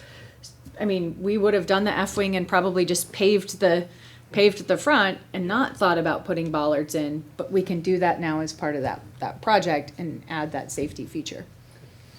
And I do think other districts, I don't know if in our Yeah. county, but Santa Barbara, I think, has somebody actually on staff in a similar position to what Adam's doing at this point. So I appreciate the work and I'm, fascinated with some of it. Some of it I feel like, my understanding is that both Sandy Hook and Parkland were actually very secure campuses. They had security guards, they had lock entries, they had offices where you had to come through, but that an active shooter is choosing times when, hey, school's letting out in 5 minutes, so we unlock all the doors and everybody, right? Or even in Sandy Hook, it was a staff person's son. So, to spend, $3.5 million, it doesn't mean that these tragedies can't happen. Right. So, for me, the duress buttons seem, I'm sorry, we all have cell phones. I don't get why you would spend $1 million on duress buttons in this valley. So I would hope that we would take this information and know that it's not solving problems that have happened, or, there's all this heightened interest, obviously, in security, but I would want us to take that with the precaution. Yeah, one of the things that's, for the same reasons that Jane just said, I've always been a little skeptical that a school could be sufficiently hardened to be truly impenetrable. I mean, how big is the fence that someone can't climb over? How consistent can you expect people to be about never happening to leave a door open, or and then of course, unfortunately, a lot of conversations are happening now about threats within the school itself, which is really complicated. But one of the things that really stood out to me was the flow of traffic concerns. I mean, I think that's something we need to jump on. I think a lot of us have felt that way, whose kids have gone through, I would felt Matilaha seemed like a kind of chaotic situation. Topa lately, people would literally just park, stop their cars, people are going around them, kids are walking in between cars. So I really feel like that's something we need to address. Yeah. This is a great opportunity. Yeah, we talk about parking a couple times a week, drop off. Feels like Yeah. it. Doug? Can I just add something? You're absolutely right. We cannot harden every location so that nothing will ever happen. We can't do that. It would be impenetrable. Right. It would be so we couldn't even use it. And that's not what we want to do. Right. What we want to do is we want to reduce the risk to a level that we can accept, and we can manage the risk through non-electronic technologies, plans, access control systems, other types of things that where we don't rely on the tool to be the solution, but we rely on the tool to be a tool to help us reduce the risk. And therefore, you're absolutely right. $1 million for duress buttons. not coming from my pocket, right? But there are things that we can do right away, like there's at San Antonio, I think there's a plan to kind of reroute the traffic and the drop-off, taking into consideration that we can do some things while we're doing that project. We can actually make it beneficial to us from a security perspective. And that's really all we're trying to do here. Right. You know, Can I? we can't lose sight of the fact that there are actually two worlds that are coming together in a particular location. One world is behavioral. People that shot up the schools have all had behavioral issues. And then the other one is physical security. Physical security, they don't match. They kind of complement each other. If we can deal with the behavioral things, then maybe that we don't have to have all of these other measures in place that are physical in nature, and vice versa. And that's all we're trying to do here. We can't put bollards everywhere so the cars can't run into the campus, because we need to be able to get into the campus with a fire truck, Right. right? So, but we can do things that will be to our benefit, and at the same time, deal with threats or risks that come from behavioral issues that kind of marry up to what we're already trying to do in a physical world. Did that make sense? Yeah. Yeah, so I just want to point that out, because one of the biggest issues that we're finding within the United States is that people are hardening school. After every shooting, they harden the school. They make the school harder to get into, but that doesn't make it any safer, Right. because they're not addressing the behavioral issues. You know, there was a kid that got beat up at school here in LA back in October, September, somewhere in that time frame. And they interviewed the principal, and he said, well, I can't understand why that happened here. We have a resource officer. We have cameras, because they hadn't addressed bullying issues at the school. That's why that incident happened. It wasn't because they had a good fence or they had lights or whatever. Right. So we have to kind of do it all, Right. so we can reduce risk. And that's all we're trying to do, is reduce the risk so we can manage it. Thank you. Recently had a conversation with incoming potential parents and who were touring schools, and I asked what they were looking for, and the first remark was safety features. I want to know that the campus is safe. That's my first and foremost, and then I'm looking at the educational position of the school. So, yeah. As a teacher, I can say that I think about safety all the time, especially being at a classroom that's at the front of the school, and then having 5-year-olds in my class. And I think about active shooters and how to keep my children safe. And things like the ballards as an art piece or something they can play on would be a fabulous thing in a kindergarten yard. Because right now, they all think running into the tunnel is the perfect spot for them to go. And I'm always going, no, but then there's no place for them to, and we don't talk about active shooters. But that, I said, well, if there's a bear or there's a dog that's where would you go? And that's where they think they're the safest. And to me, I think that if we're looking at places for children to hide behind, anywhere in the school, that are interesting, that they're shaped, like that you can do that and give them a place to hide, because that's what children do anyway. They want to hide, but I just feel like when I think about it, I think about my children, my students, and I've been thinking about this since, was it 1998?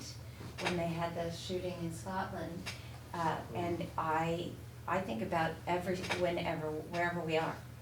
It doesn't matter where. Am I walking to the cafeteria? What do my kids know what to do? If we're out on the playground, where do they go? If you're in the bathroom, when I taught 3rd grade, I told them where they needed to be, because they always ask. They ask that question. Where do I go if there's an earthquake or blah blah blah? Because they know, kindergartners don't. But I think it's important that we don't just automatically say, I don't know how to put it, but it's like money's, we have to think about the money, obviously, but I think also just thinking, how do you keep kids safe and what can you do? Simply by doing things for them to hide behind, or, you know, because they want to be safe themselves,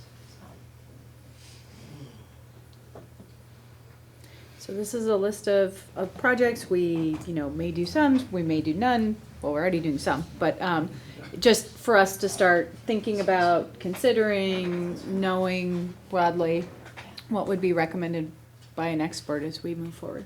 Can you remind us of you mentioned the safety council? I can't remember what you called it.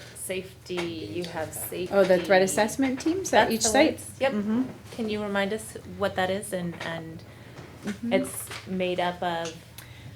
So that's something that came from our training with Captain Freihoff. It should be a principal, a counselor, if we have them, a few people at each site who say, like, I am dedicated to assessing threats at this site. So if something happened, if a kid is having a bad day, and was potentially escalating, we might call them. And they're essentially the people that know that site, that can operate in intense situations, that know that they know what to do, and they're essentially assigned to do threat assessment. So it's new. We're working on it. We'll continue to do those trainings. We'll continue to revisit our drills. All of this will be part of our safety plan update.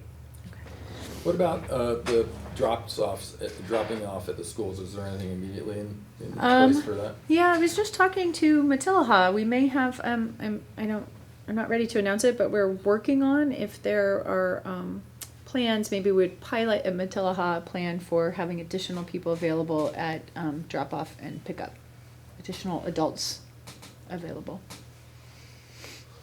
So, is that, I haven't read this in great detail, but I mean, are there details in here about the recommendations as to the drop-off problems and what would alleviate your concerns about them? Not around the behavior side, like I'm talking about, but. Well, there are a couple recommendations for the drop-offs. So one is slow vehicles down. Yeah. So, and that's a relatively simple fix. Right. You just get some of those speed humps kind of thing. And then make sure that you don't only slow the vehicle down entering into the parking area or into the drop-off area, but also while they're in that area. And then something else, make it so that as soon as the kid gets out of the car, they're into a safe zone, basically, away from vehicles. Because right now, the cars are double lining, and kids are dropping off, they're walking between cars.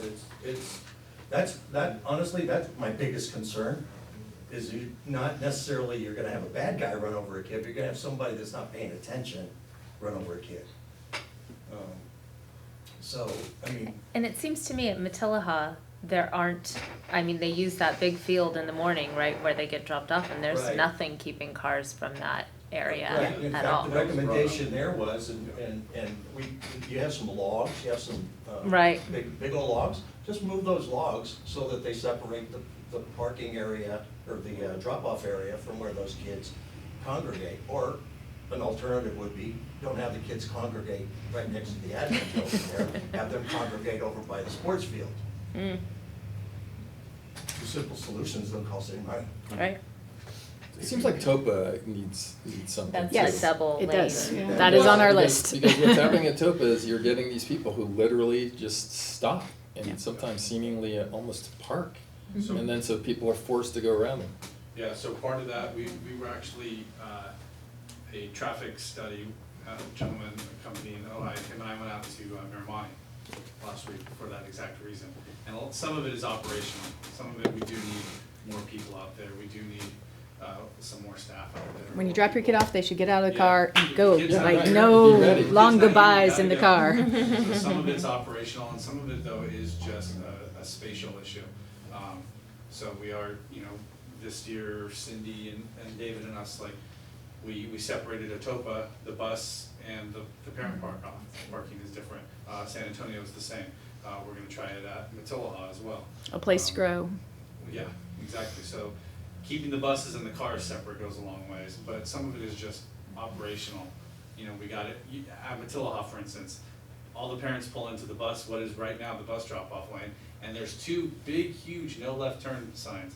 Alan and I sat out there for 20 minutes one day, and 7 out of 10 cars make a left out of there. And so some of it's just operational, some of it's having more people out there, some of it frankly could be having the Ojai police out there just, you know, just sending them the other way. I think it's gonna be a team effort. And even after we redesign some of these, it'll be a team effort for sure. It's just changing the mentality of a lot of people too. I bet the PTAs would be willing to help, you know, like put people out there if there was some clear direction with some additional messaging from people with authority. So we're talking about that. I'm not ready to announce yet that we have something, but we are having those conversations as a pilot program. I don't want to steal their thunder. Are there any other questions? Thanks again, and thanks for you your very, comments very too. much. Thank And you. for staying and I know- answering. And it was beautiful. I wish all this success. I mean, there are things to do. And you can always improve, you can always make it better, and bottom line is we want to save kids, right? Right. We need them to get jobs so they can take care of us when we get older. We'll all become, as Nick said, improve-aholics. We'll work toward always seeing those improvements we can keep making. Thank you. I am going to suggest that we take a 10-minute break at this point, and we will pick up at 7:30. We will take up with 7.1, which is our consent calendar. I'll move to approve. Sorry. No, that's great. I'll second. All in favor? Aye. Aye. And now we move to the initial board response to the proposal from the OFT. And I am looking for a motion to open a public hearing on that. I'll second. All in favor? Aye. Aye. Aye. The public hearing is open. Do we have any I don't have speaker cards. Is there anyone who would like to speak on this topic? All right. I'll move to close the public hearing. I'll Oh, second. is someone taking a note, because Kathy's not here? Kathy's not here. We moved on without her. Thank you. That's all right. So Michael motioned and Kevin seconded. And then I motioned to close. And who's seconding my motion? Shelley I self-seconded. did. That's a Yes. self-seconding. Thank you for taking notes. And did you get the consent calendar one as well? No, I didn't. You, Me and then you. and I suppose it's on the video, so we're good. And also hopefully the recorder. Right. All right, so we have now closed the public hearing, and I'm not sure if there's anything else to say on this topic. I think you just closed the public hearing. We did do that. Yeah, so I don't think you have to do anything else with the item. Okay. Yep. That's it. Then on to 7.2.2, which is the office job description change. OUSD has utilized the services of a public information officer working as an independent contractor since 2017. Under the new Assembly Bill 5 rules, this position does not meet the ABC test and should no longer be considered an independent contractor, and so we are changing that to an employee position. So that is an action item. Do we have a motion to approve that job description? I will move to approve. I'll second. All in favor? Aye. Aye. Aye. 7.3.1. Kevin, would you like to do us the honors? I would love to. I'm reading the resolution in recognition of African American History Month.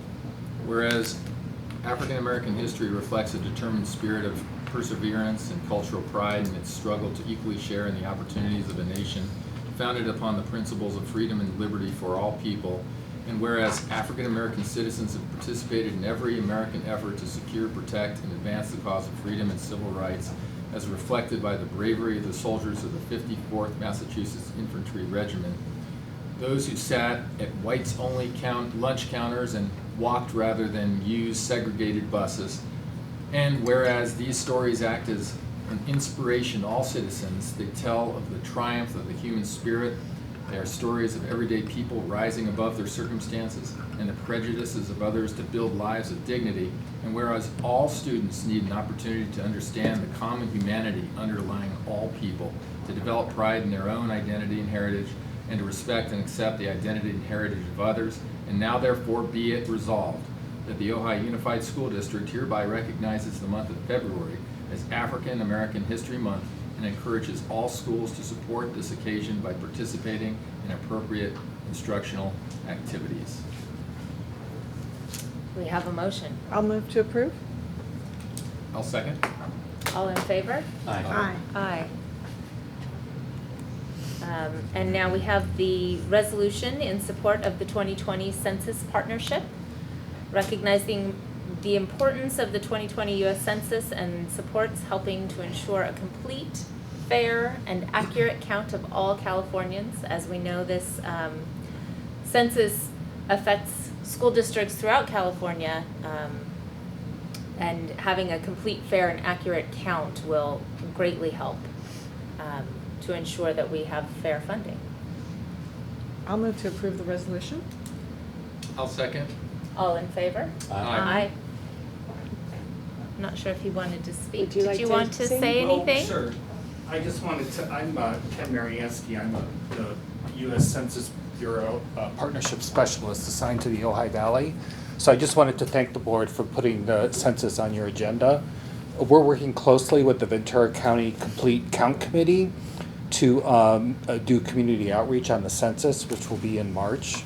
And schools are a key part of our strategy because it's getting harder and harder to count children, especially young children, 5 and under.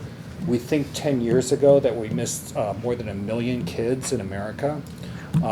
As more and more kids live in non-conventional households, they're living with grandparents, splitting time between parents' house.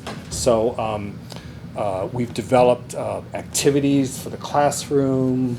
We have posters for schools. So we'll be working with you to just kind of spread the word because you are a trusted voice in the community. Parents trust their schools, and if they hear from you about the importance of completing their census questionnaire, it's going to help us ensure an accurate count. And as a side note, there's some funding available in the county to support those activities, so we applied for some of that. Potentially our public information officer, we could add some hours for her to do some of this work in the census marketing and campaigning and run campaigns at schools and so forth. So. That's great. Thank you so much for being here. Are you, do you know if they're reaching out at all to, like the college campuses, Ventura College, We are, and I've been actually giving presentations at Channel Islands University, which is really fascinating because the kids are too young to remember the last census, so they're soaking up the information. And we're also recruiting them. We're going to need to hire 1,000 census takers in Ventura County, so we're recruiting them for those jobs. Because that's really important to the count too. What's the dates of the census? You'll start getting stuff in the mail around the middle of March 12th through March 20th, inviting you to take it online. And then if you'll keep getting reminders if you don't do it. And then if you haven't done it by the end of April, then the census takers will start going out and knocking on your door. So you want to avoid that. So would it be beneficial to have technology available to families? We asked for kiosks at each school in the entrance so that we can set up a little laptop so that they can take it right there. Great. Yes, and the state has designated the last 2 weeks of March as Census in Schools Week. So they have some activities. We have our program called Statistics in Schools, which we hope that we can convince teachers to use. My wife is actually a teacher in Ventura Unified, and she agreed to do it, so I'm very happy about that. And we have like electronic flyers that we want to send home, so just little things like that that aren't too much of a burden for you guys. Great. Thank you. Thank you Sure. so much. 7.3.3, the approval of the instructional calendar, which we are looking at. There are no substantial changes to the calendar. It kind of follows the same pattern that it has in the past. However, this time we are looking at approving 3 years at once instead of going year by year as we have in the past. So this would approve the instructional calendar for 2021, 21-22, 22-23, allowing parents and teachers to have, to know the dates that school starts, because we get calls all the time. I think it's a great idea. So as moving forward, are we just gonna add one at the end of these three, or do them in chunks of three? We actually we've always done it in a chunk, but I think it was maybe 2 years 2 years instead of last time. 3. Oh, really? And so we won't do this next year or we'll do it when the next 3 comes. I mean, I assume that's the way we did it with the 2. I That's why take this it all year- back. We have not always done it at a time. But that's a good question. Yeah, I'm just wondering, because doing it that way actually eliminates a lot of the advance notice for the out years, right? I mean, the later, you know. We could think about always having a 3-year calendar. We can discuss As it. opposed to like a rolling Mhm. 3. Yeah. Angie, did you want to say I something? haven't been on the calendar committee for many years. We stopped doing it in chunks because of furlough days and the budget, and so we said we needed to do it just 1 year at a time to see where things were heading. But we used to do it in chunks, and then we did it year by year, and then we finally just said we have to do it year by year because we don't know what's happening. So this is actually a very hopeful and positive look into the future with no furlough days coming our way for, ever again. No way. Good. We're only looking up. Yes. So I'll this- move to approve the new calendars. All right. A second. All in favor? Aye. Aye. Get a little extra push from Leon. 7.4.1 is the approval of a boardroom refresh. I'm happy to introduce this if you- Reconfiguring. Yes, please tell us all about it. So as we've discussed a few times, our boardroom technology is sufficient for recording most of the time, unless it doesn't work, but not sufficient for live streaming in a quality way. Also, when we live stream, we have some ADA requirements that we have to meet and some things like that. So we talked about over the summer a boardroom refresh, then we did one-to-one device rollout, so now we're back to the boardroom refresh.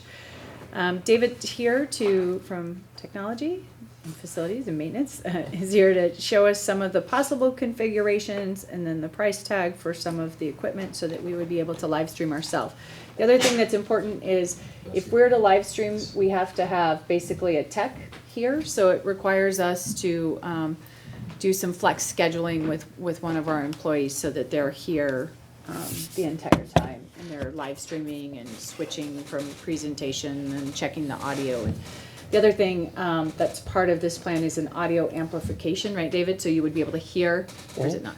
Yeah, so some of the things we hear right now where I can't hear you, we would instead be having mics that would help us to be able to hear regardless of if the heater's on or not. May I usurp your cast? Oh yeah, please. All right. So, get the first slide there. This is the first concept we came up with. It can't actually fit 6 chairs along the back wall. It's supposed to only be 5. That was my mistake. But it would improve seating. Podium wouldn't change much. The very back of the room, you end up with this little desk here. We would have a soundboard, live stream computer, little HDMI switcher, and a laptop. So hopefully anyone who would come for a meeting, have a presentation, we could ingest it. A lot of times they show up with Mac or PC specific software, whatever else, we could kind of help them out with that, as well as running the live stream itself from the back. That's a quick little sketch up of what the desk would look like. As you can see, this one's actually 5 at the back and then 3 on the sides, so it would be a huge improvement in current seating limits. This was another design sourced from my Where team. would the camera be in these scenarios? So the camera will be over here in the back corner. That's where that's the HVAC box. I would probably mount it above there. That way you'd actually see the screen in most of these configurations, as well as the entire crowd, podium, and board. But we would be able to switch to, during a live stream, the presentation itself, so the viewers at home would be seeing the presentation, not just like now you can't see the screen Right. without some manipulation. Yeah, exactly. Yeah, so we would use OBS Studio, and then you'd be able to switch through different inputs, which is why it really helps to have the HDMI switcher at the back, because there's a little bit of complexity involved in that. And then we had a final one that said, throw everything out, let's start from scratch, what would you want in this space? And so we came up with a long, straight design, would also give you door access, which is kind of nice. You guys could come and go from the doors as you see fit during a meeting. To our secret quarters behind us. Yeah, precisely. So, and then the TV would be on this far wall here. And we kind of went with like a 75-inch TV that seemed to be about the right size for this space. And then I have a couple different costs. The one thing I'm missing on here is actually the amplification, but I think $500 will definitely do that. That's about what we spend in a classroom. So the live stream components, about $647. Improved microphones are $3,100. Media center, about $1,700. And then the boardroom desk, I was kind of shocked at how expensive they are. You can't really find them. They have to be custom made. Like they're small conference room desks and conference type things with multiple configurations. Find those all day long, but a boardroom desk that is, executive level and looks really nice is basically custom made to fit the space and the parameters, adding power, the microphones, all that crazy stuff. So they estimate that to be about $21,000.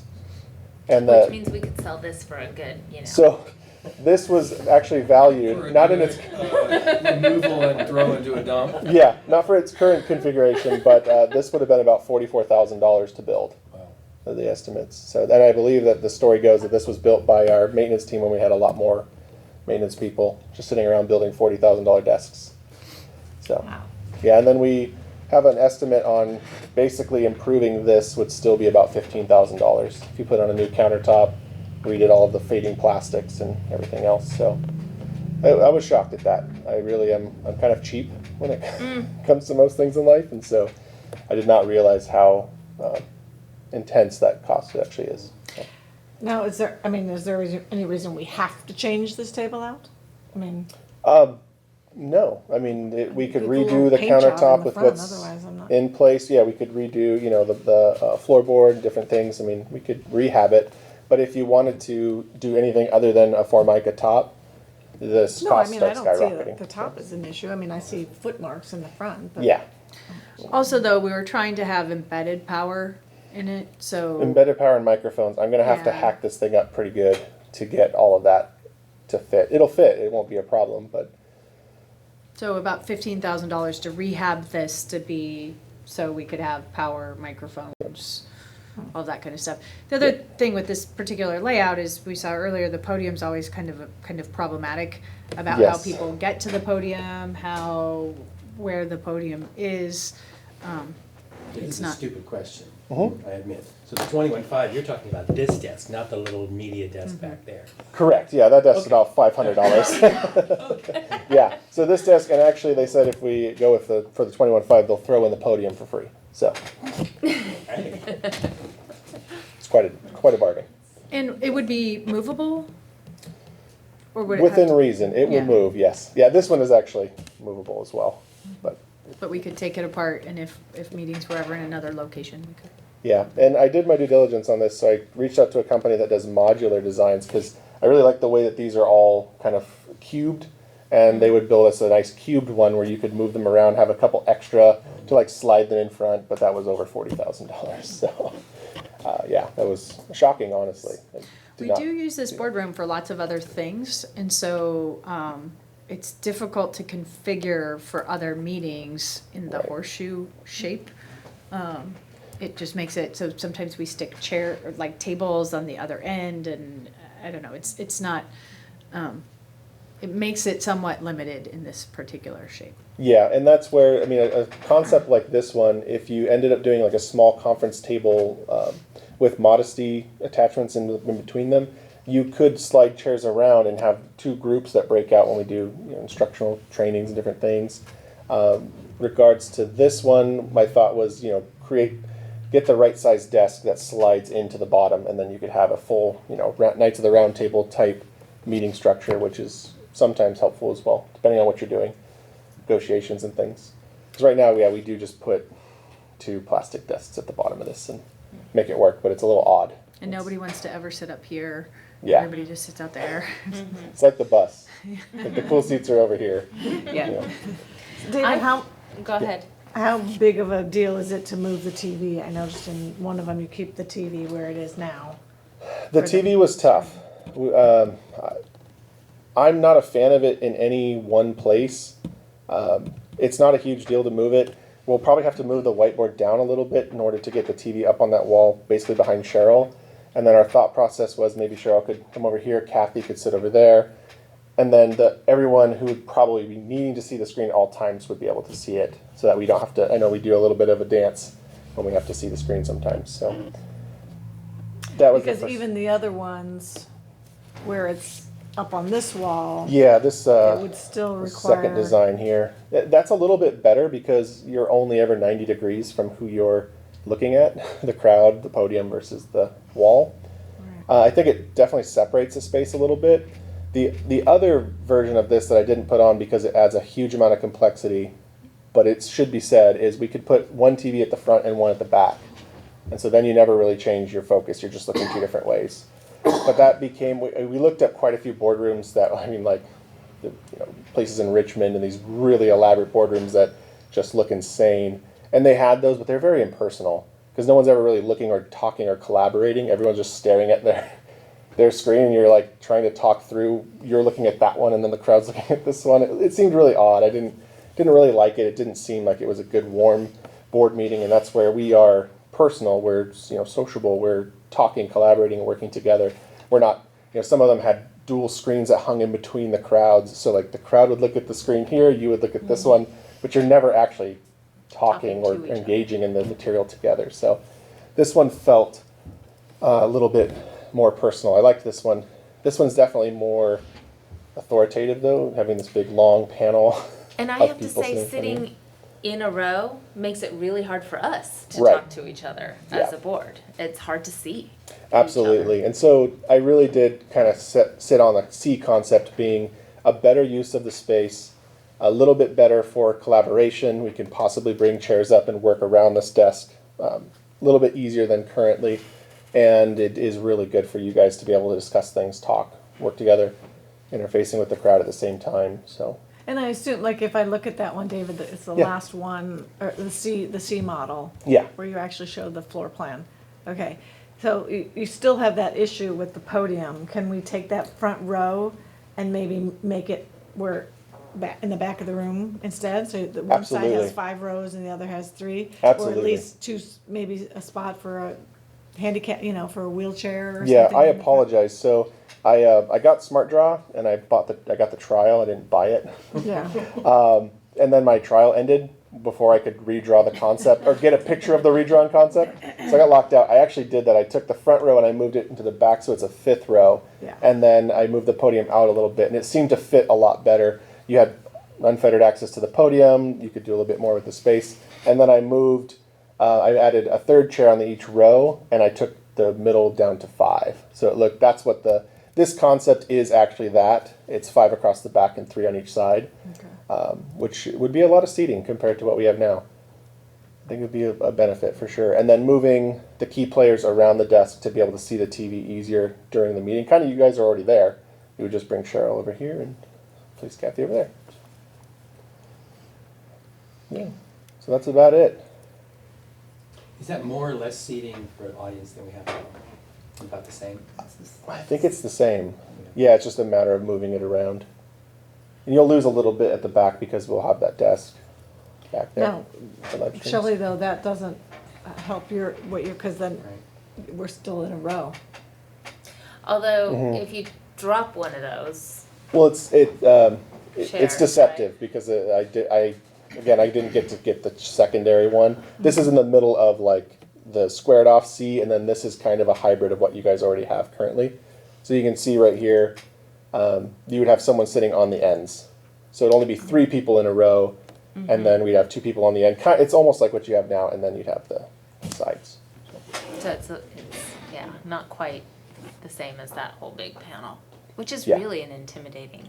It's a lot. It really is. It was kind of cool though to be, here's the board, and then we have our support. Yeah. That was cool. But I like this a little bit better. Because I think we have to bring that middle ground of, you know, authoritative might be the wrong word, but too serious, and then it becomes, you know, it's not welcoming, it's not warm.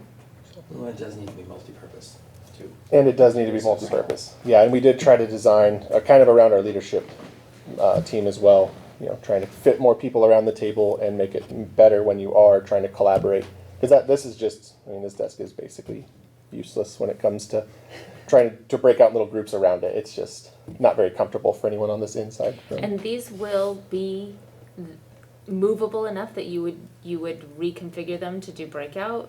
No, they're Probably not, kinda yeah. set, 'cause Just they have electrical in. precisely, and- yeah, and that's really what we ran up against, because I was loving the modular idea, and then I was thinking, okay, modular, but I'd have to rerun power and microphones for every time it got moved. It just didn't really work. We're not quite there yet with wireless audio. We're really close. But I wouldn't stake my reputation on a wireless audio setup for a boardroom. Not just yet. And so, if we were to choose this version, we still wouldn't have the flexibility of creating breakout spaces.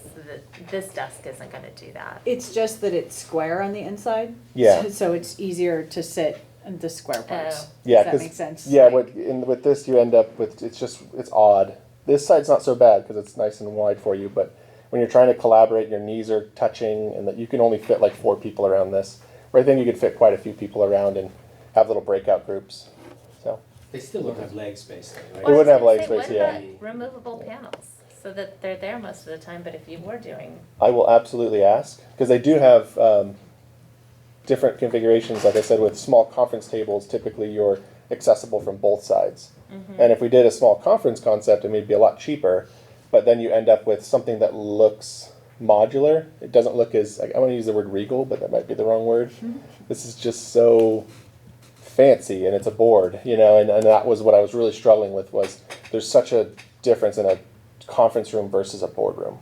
So, but the small conference would be amazing, because you could just drag the tables around. Every table has workspace on both sides. You would just choose to use one side during a board meeting. So We don't do a lot of small group work in here. What we mostly do is larger, like our leadership team meetings and, I don't know, not so much small group, but meeting space. Yeah. So.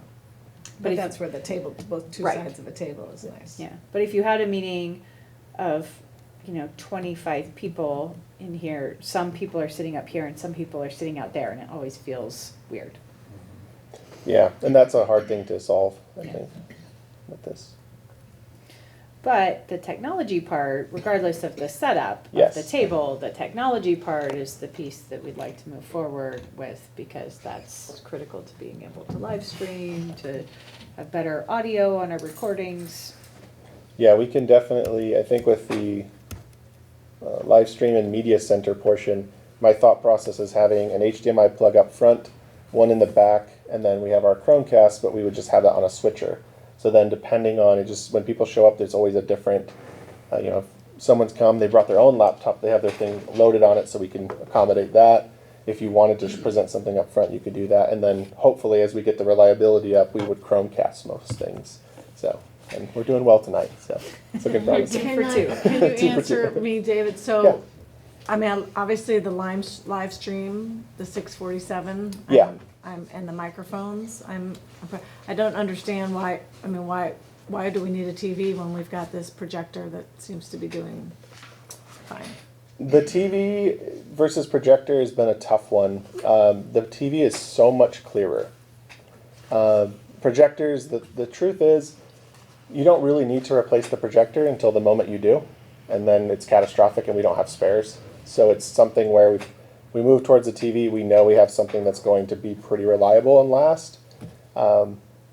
This is just kind of taken out of a classroom, and it's 3 years old at this point. It's going to work fine until the moment it just doesn't, and it pops. And so it would be nice to replace it before that moment happens. And the truth is, the clarity, the brightness as well of a TV is just so much better for reading. And we see that in our classrooms every day. We get our dot cams and you can read like fine pencil. on the new dot cams with the TV, whereas pencil just disappears in a projection system. So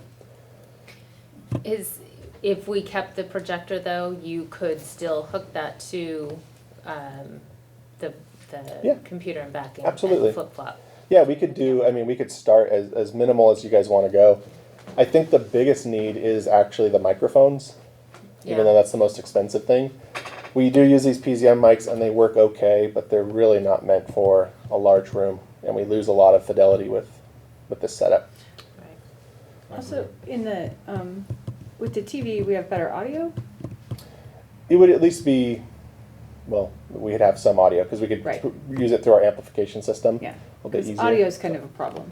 It is, yeah. And I think, The and then projectors. if we do amplification, we can't use boundary PZM mics that we have. We have to go to an actual like microphone that's synced up to be closer to your spoken voice. Because these things will just feed back the second you amplify anything in this room with them. Mm. So, yeah, I would say that for sure we definitely need to look at the microphones and then the live streaming capability. We already kind of have it. This was just buying the stuff that I've kind of bought myself and put together. This would be your own set, and we could have it dedicated at the back with an old computer that we've got. It's actually an old server of ours, so that's pretty minimal actually. Most of it is the desk. I was surprised by how expensive the desk was. Yeah, it's a privacy screen and desk with modesty filters on the bottom as well, so you can't see into it, and it's its own area that's also somewhat insulated from sound of the board that's the room that's happening around it, which makes it easy with headphones and everything to kind of dial in and make sure your stream looks good. And then also it's got some equipment underneath because I have all of the XLR cables coming in for the audio. I have 3 HDMI cables and HDMI out and power. So it's kind of, I need all of that so it doesn't look like it's just a nest of cables piled on top of a desk in the back of the room. So. I'd like to move to approve just the technology at this point, especially given our coming year's budget. I can't see biting off a $20,000 desk. So I'm thinking the same, microphones and live stream is what I'm thinking. Is that what you mean by technology? I feel like all the whole thing. I feel like the TV would be worthwhile, just given the much better resolution and the ability to play sound. Mm-hmm. Do we ever watch that? Well, I think It's few and far between, partly because we don't have it. You It's might always not, been a but trend. in our Yeah. trainings, we show some, I'm showing something tomorrow. Yeah. To talk about sound. Other people to be considered. It's mostly about us. Kevin, I'll second your motion to approve all of that except for the desk. Can I ask questions about that? If we Of course. do that, then we're saying we want to stick with this desk and we're hacking this desk up and spending how much money on this desk? So best estimate, just that was a quick off the cuff today. Like if I added some paint and some new plastic to this desk and then made it work for what we need, was about $5,000. So that's the minimum, but it's going to look like a plywood Formica desk. Okay, I guess what I'm saying is, I wouldn't change the top, I wouldn't change, and, yes, you can paint the front, but in terms of microphones and, we have these holes already Yeah, for. they're not gonna be permanent, right, the microphones? They will be, yeah. Oh, they will? Yeah, they have to actually be permanently installed Okay. with little rubber sleeves to isolate all the vibration, kicking and all that stuff. Versus the ones we had at the rec council, center those are that are- permanent? I didn't even notice. I'm not sure what mics they use, but they're probably not the affordable-ish mics that we're looking at. Probably $700 or $800 a piece. When we had that, the meeting with the playground group, we had those kinds of, almost Wireless. copper, what do they call them, Cobra, like Yeah. Cobra microphone almost. Those were Sitting on portable, the right? desk. Yeah, they were wireless. Yeah, they were. Oh, Yeah. that's what we're calling wireless? Those were wireless?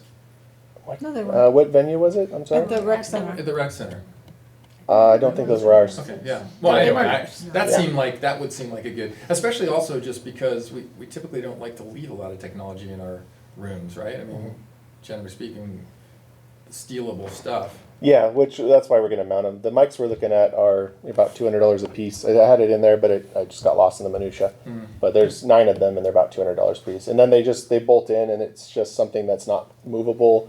And that's part of today I had to basically tear this room apart and start from scratch Yeah. because so many people had been in here Yeah. and nothing was up to snuff. So having a more permanent solution, lockable cabinets, it stays the way I said it, it would be helpful. Yeah. Especially for consistency, because that's what But kind don't of, those mics then get in the way for all these other conference things that go on in here?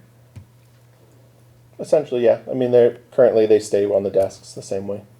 So And if we did a new desk, it would have, not these big things on them. Little pods, but yeah. they'd And have- everybody would have one. Like if I want to Yeah. plug in my computer, I have to put my cord across you. Right. yeah, you'd have basically like a little flip-up screen where you'd have a data port, 2 power ports, and then your microphone would come out basically from the desk at that right Flip level. up screen. It's like a little flip-up panel. Panel. Little, Yeah. you know, Okay. little privacy panel. You open it I up just and you all of have. a sudden went really high tech. No, it's like it's pretty low tech. Yeah, just to It's cover gonna it be so touch you don't. screen right here, Yeah. right? But essentially, there's the need for power at each station. I Right. think now that we have electronic board docks, the need Yeah. for microphone. I think the power really is the biggest difference. I mean, I can make this desk look okay for not that much money, but I don't really have a solution for power that's gonna not look like it's coupled together. They have little I can cut this desk up and place them in, and then they're kind of on top. But if you pour water in them on accident, there's all sorts of weird things where it just gets weird with power. And we do need it now that we're using our laptops more. So I'm still stuck on the conference table configuration. And what was the drawback to that again? the look, it just looks like a small conference table. Put like 3 of them put on ends. So I mean, I could bring you more info on that with that concept. I wasn't very confident in it, so I didn't really think it was worth exploring. It is a small conference table, basically butted together. You get a 14-foot, 2 6-footers, and then you can. But what's nice is then you can drag things around. You can make it work for the space. So there's one And benefit. my impression is that if we go ahead with just the technology and don't do the desk, the possibility of revisiting that is slim to none. Like, we're gonna just retrofit this desk and be done, right? Is Well, that- Alan and Adam, do you think there's like local people that can build this for less than $21,000? I mean, do you guys know builders that? We've actually been involved in the desk cost and the top and that, and we really feel like that's a number that'll work. You could do it for less, but you're probably not gonna do it for less than 15 or 16,000. And you're not gonna like the finished product and do it for less. Yeah, I'm not sure though that making the decision to do the electronic part of this precludes you from doing something, No. from waiting on the desk and doing something different, as long as you're limping along as we kind of are now. Yeah, as long as you're okay with the little towers and such. Right, and the I mean, microphones. you could do a being different built. thing. You could take him underneath here, and we could have a little power bar screwed into the side here. I mean, there's stuff. Yeah, I'd be happy to explore any of those options and come back, kind of discuss them. So there was a motion and a second. Do we want to take a vote on that, or do we want to? All in favor of, the motion was to move forward with live streaming and microphone media improvements. Let me ask you a question though. So part of the work we're doing is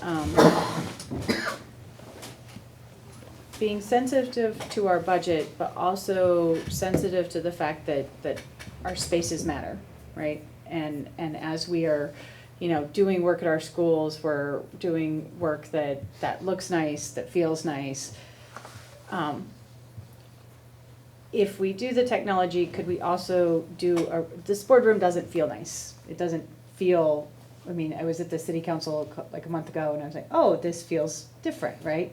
So we've been working on kind of how this room, not extravagantly, but how the room is both functional, and when we use it and bring people here for trainings, that it feels like a nice space and not kind of like this desk looks, that kind of like it's been kicked around a little bit.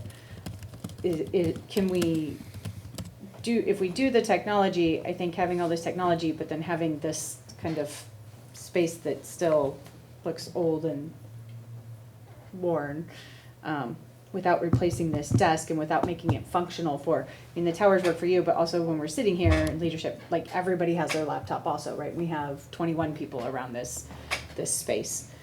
So we have a line item in Measure J to look at the boardroom specifically and to upgrade pieces of it.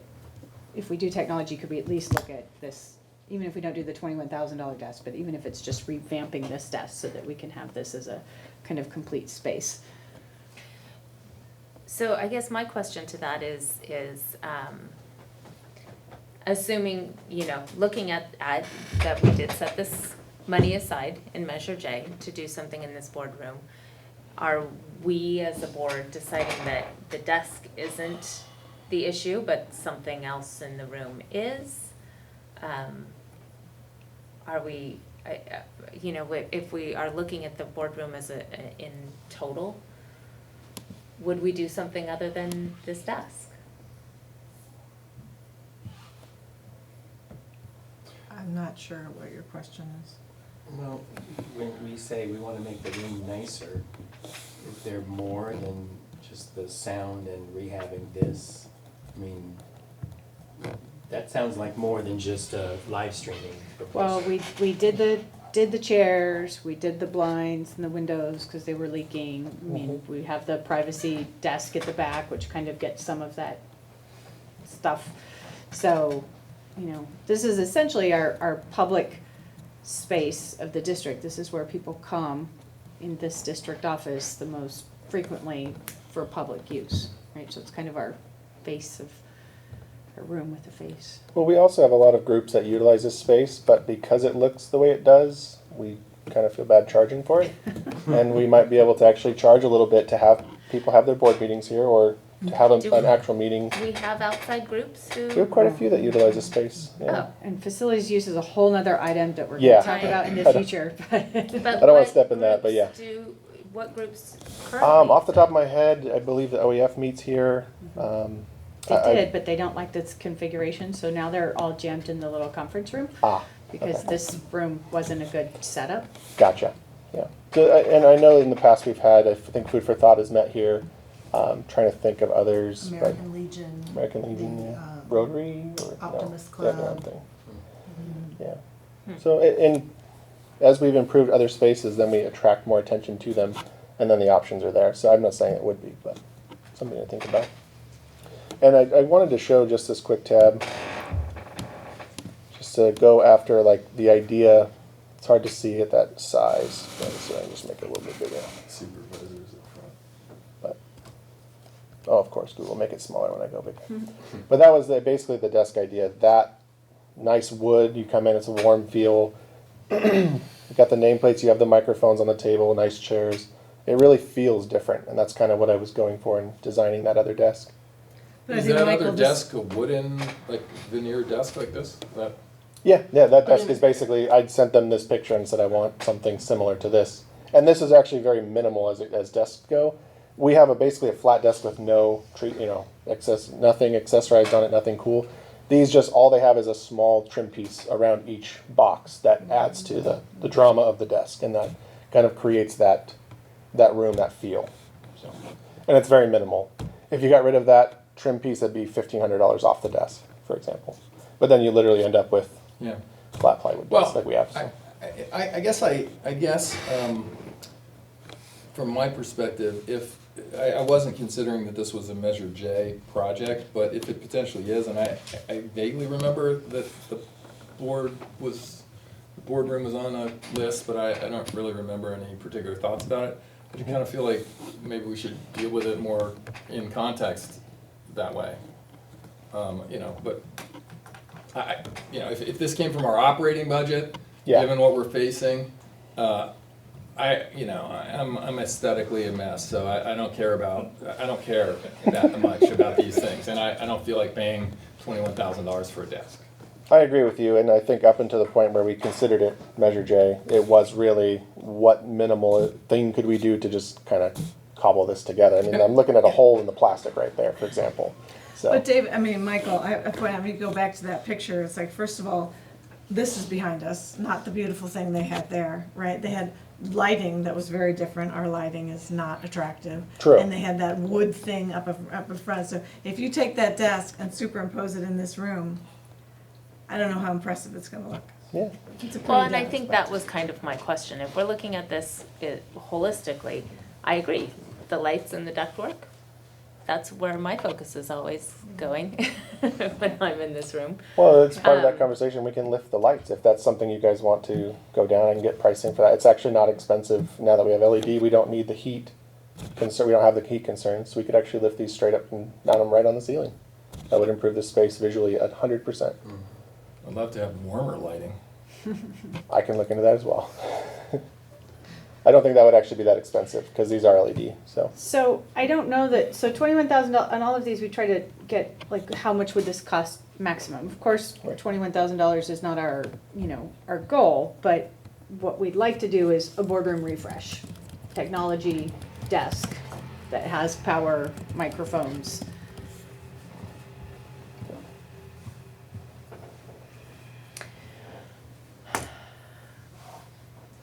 I'm inclined to go ahead with the desk, but we have a motion at this point to go ahead with technology, and it has been seconded. So we've had discussion on it. Actually, I do have one additional question. Okay. If we had other things, if we were gonna, like, recover the walls in something less institutional and other things, would that be bond as well?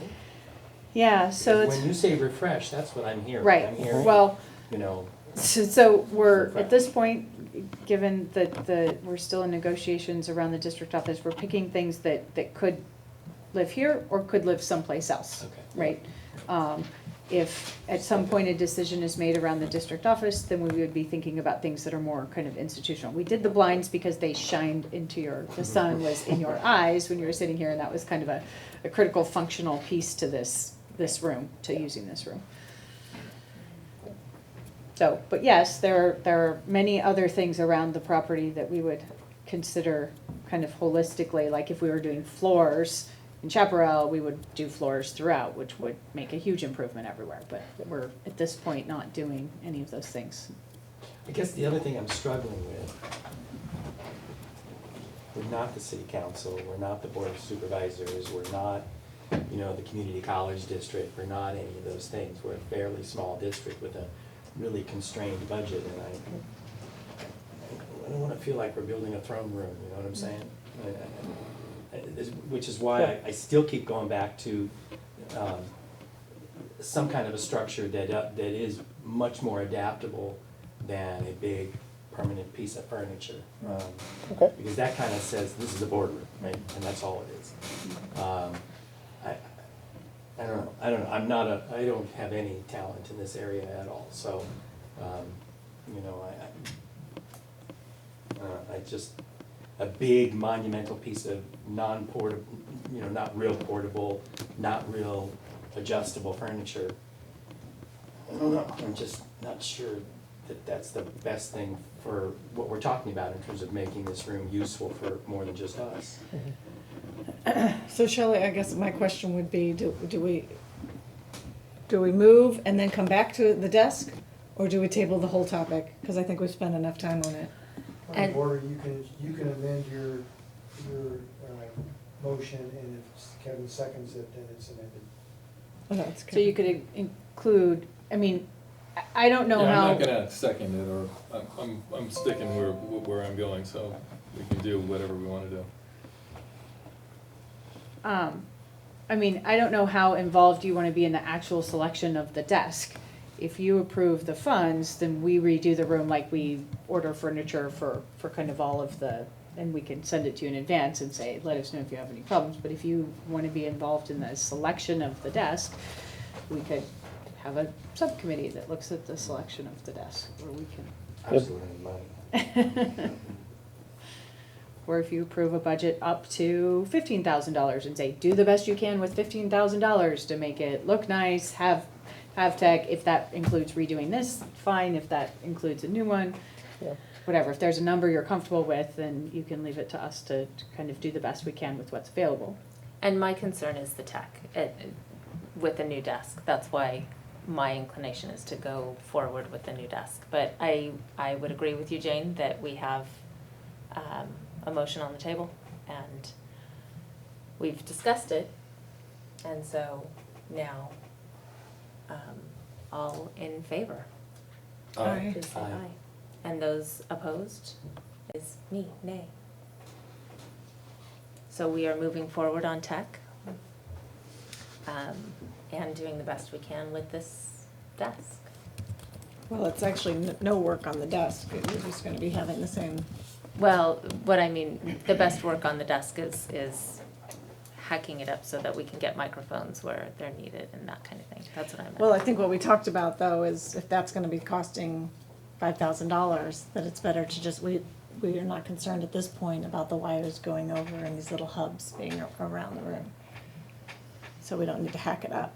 But you've got holes where you need them for microphones. Right, we did approve tech, so I'll be putting in 9 holes in this desk for microphones, or 8, sorry. One. I still would like you to look into portable microphones. I don't like the idea of permanently attached microphones, but, because these are portable. I think it came down to the cost, like a really good portable microphone. So VCOE has ones that are, solid, that are kind of the Cobra mics, but they're quite expensive. Yeah. So it has to do with the cost versus portable ratio. Yeah, I think that off the top of my head, the mics I looked at, you can get a stand for them, and it's about $160, so it's not outrageous. But times 9 was a little bit more than I felt comfortable with for desktop stands. So just Okay. Thank you very much. You're welcome. And we are moving on to 7.4.2, Measure J update.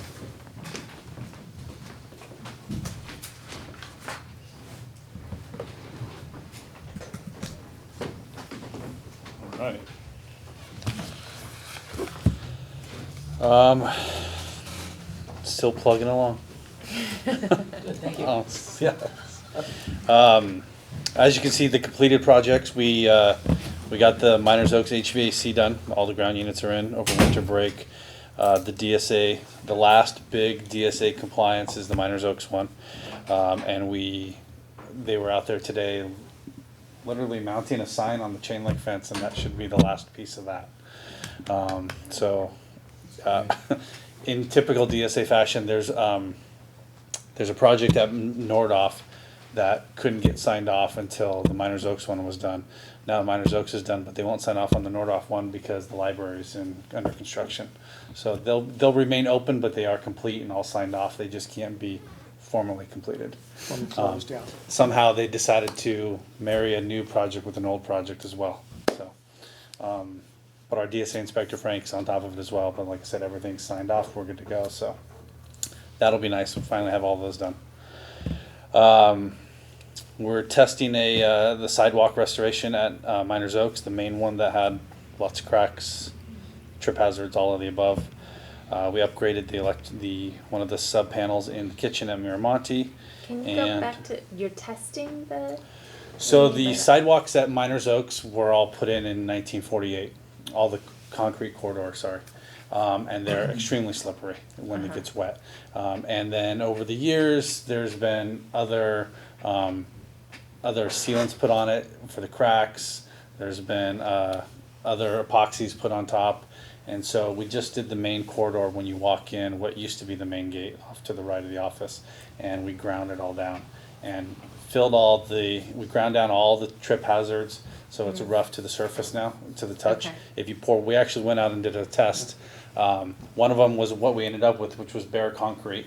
Once you pour water on it, it's actually, the coefficient of friction is there. It's nice, it's easy to walk on, it's not slippery. Then we did a couple other tests with just a little patch before we decided to do the whole hallway.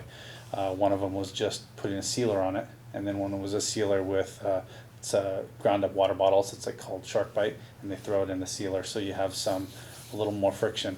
And And we liked those. The only issue is with rubber shoes as you walk up and down the hallway, when it's wet and you go, it squeaks all the way up and down the corridors. And actually, when it was wet, the shark bite one was a little more slippery than the one with just sealer. It was, yeah. Yeah. So we decided against the noise, of course. Mm-hmm.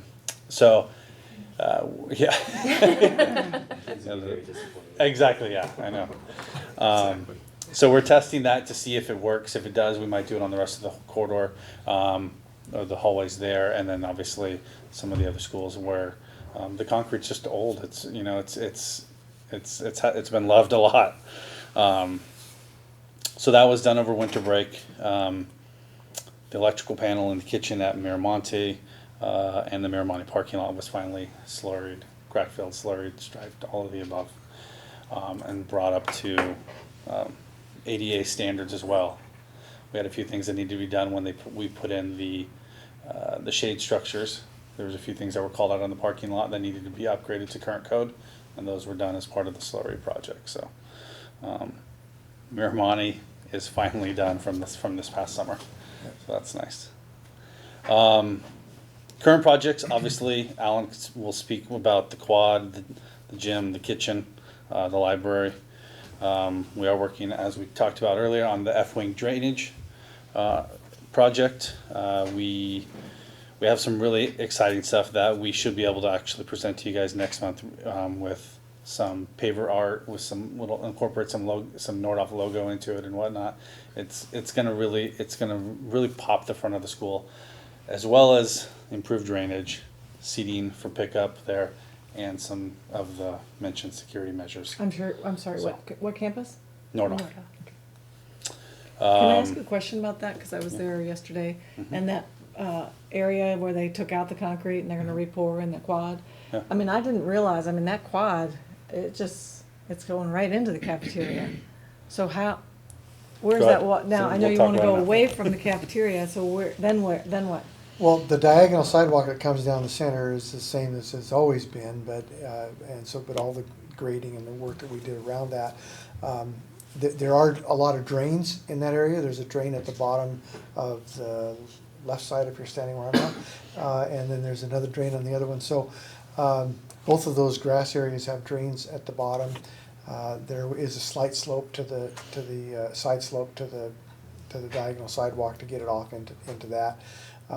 There's another drain over by where you would kind of walk up to the snack bar area. That's kind of a main drain. There are drains That's all over the the area, place. I'm mostly, right where the Yeah. fence is And where they now, removed all that concrete was because when they poured it, they didn't do their grading properly and all the water was running into the cafeteria. And now we've spent a considerable amount of time, effort, and energy to make sure that all the grades and forms are right. When they pour that tomorrow morning at 7 a.m., it's gonna go away from the door. So is it gonna go away and towards that drain that's kinda right where the fence is? Yes, right now? there's most all of it is gonna go to the west. A little bit of it's gonna go off to the east and into the drains in that planter box. I mean, I could see why they had a problem with it. That's a Yeah. difficult pour. Well, Yeah, That's it is bizarre. it's a really It's hard. touchy pour. They made it harder on themselves, but Yeah. yeah. Not being a concrete person, I can see how it would be difficult, Yes. but Yeah. if I was a professional, I would have said, no problem. Yeah, it was a tough pour. It's a tough animal to deal with in general, but then, yeah, they did a few things to make it a little harder on themselves. You want to touch on the quad then, since we're at Nordhoff? Yeah, so that's the quad has primarily that one main area of concrete to fix. We still have an ADA area that's out by the stadium that was a part of that project, and that has to be paved. That's going to be done this week, I'm told. We should have a grand opening for the quad on next Monday, and that will cover everything except for the portions of the quad that are adjacent to the library, because that's under construction, and there is a trellis that's adjacent to that side of the library, a metal trellis that is still being worked on as a part of the contract for the quad. So once we get the trellis, we get the concrete demo area, and the ADA thing compliant, then we just have punch list items to clean things up and wrap that up. Once that quad is partially open, is that gonna help the traffic? I noticed students are walking Absolutely. behind the library now. Yeah. It's gonna be open. Is that gonna be closed off so they only can go The this plan way? is that it'll only be closed off around the library building. So they'll be able to full access through the quad, full use of the quad, full use of the snack bar area, all the Well, seat it's actually walls the that we back, so built. right now the students are walking, I sit at the library, and the students are going that way, behind the library. I They guess go there's- behind the library when they're headed out of the H building for industrial arts. Okay, but there's a lot of truck traffic, right?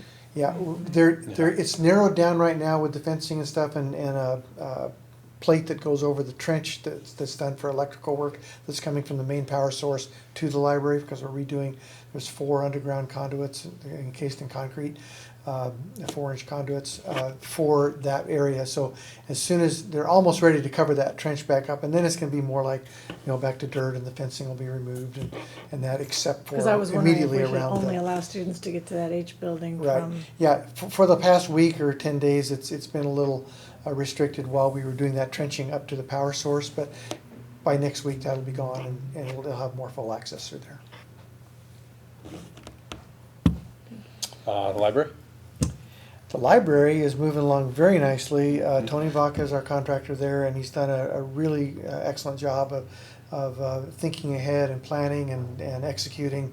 All of the abatement stuff is done. He's ready to pull the roof off. He's just waiting really on weather to get into that. We've addressed a number of issues that came up on what we call an RFI, or a request for information, so that if something is different on the as-built than what was anticipated on the plans, that those kinds of things are addressed. One of those that's coming up that we're sort of dealing with right now is an issue of getting the new bathroom area that we're doing in the southwest corner of the building, getting those sewer lines through the existing foundation, and we're working through some issues there. Or the gas line. And the gas line, yeah. We found a 3/4-inch gas line that was made out of PVC, feeding the building, and apparently that was legal for a short period of time in the 1980s. So we're going to assume that that's when it was built. But there's also a leak in the valve in that line, so we're having to redo some of the gas work in that area as well. So, but we're real happy with it. The inspector's happy. We're moving along at a good pace, and we're definitely on schedule for that one. Great.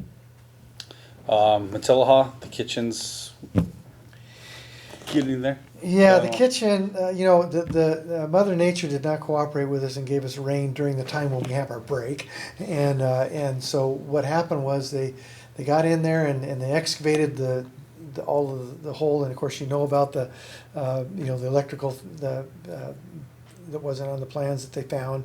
We had to fix that, running off of generators at our last meeting.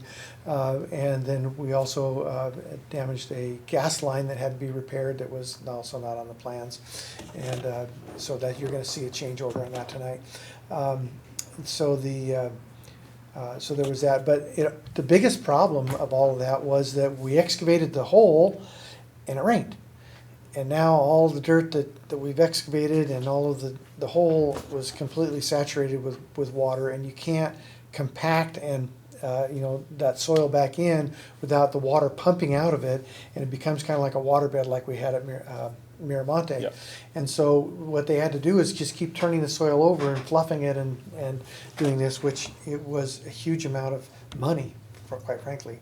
You're going to see at our next meeting the change order for that. Because they spent about 14 days just fluffing the dirt. During the winter break, the last week, we actually, just spread out the dirt all the way to the gym. Yeah, Just to use the asphalt. just to dry it out. So. And is it still a hole at this? No, we're good. point? No, Okay. it's all back and compacted. worked. They're digging. Okay. It worked. They're compacted. We're So you know it's 94% gonna compaction. rain. Yeah, it worked. We're good. 12%. Moisture, which is we wanted to be under 16. We're okay now. They're digging foundation footings right now, and they'll have to protect those in advance of the rain that we're expecting for Thursday.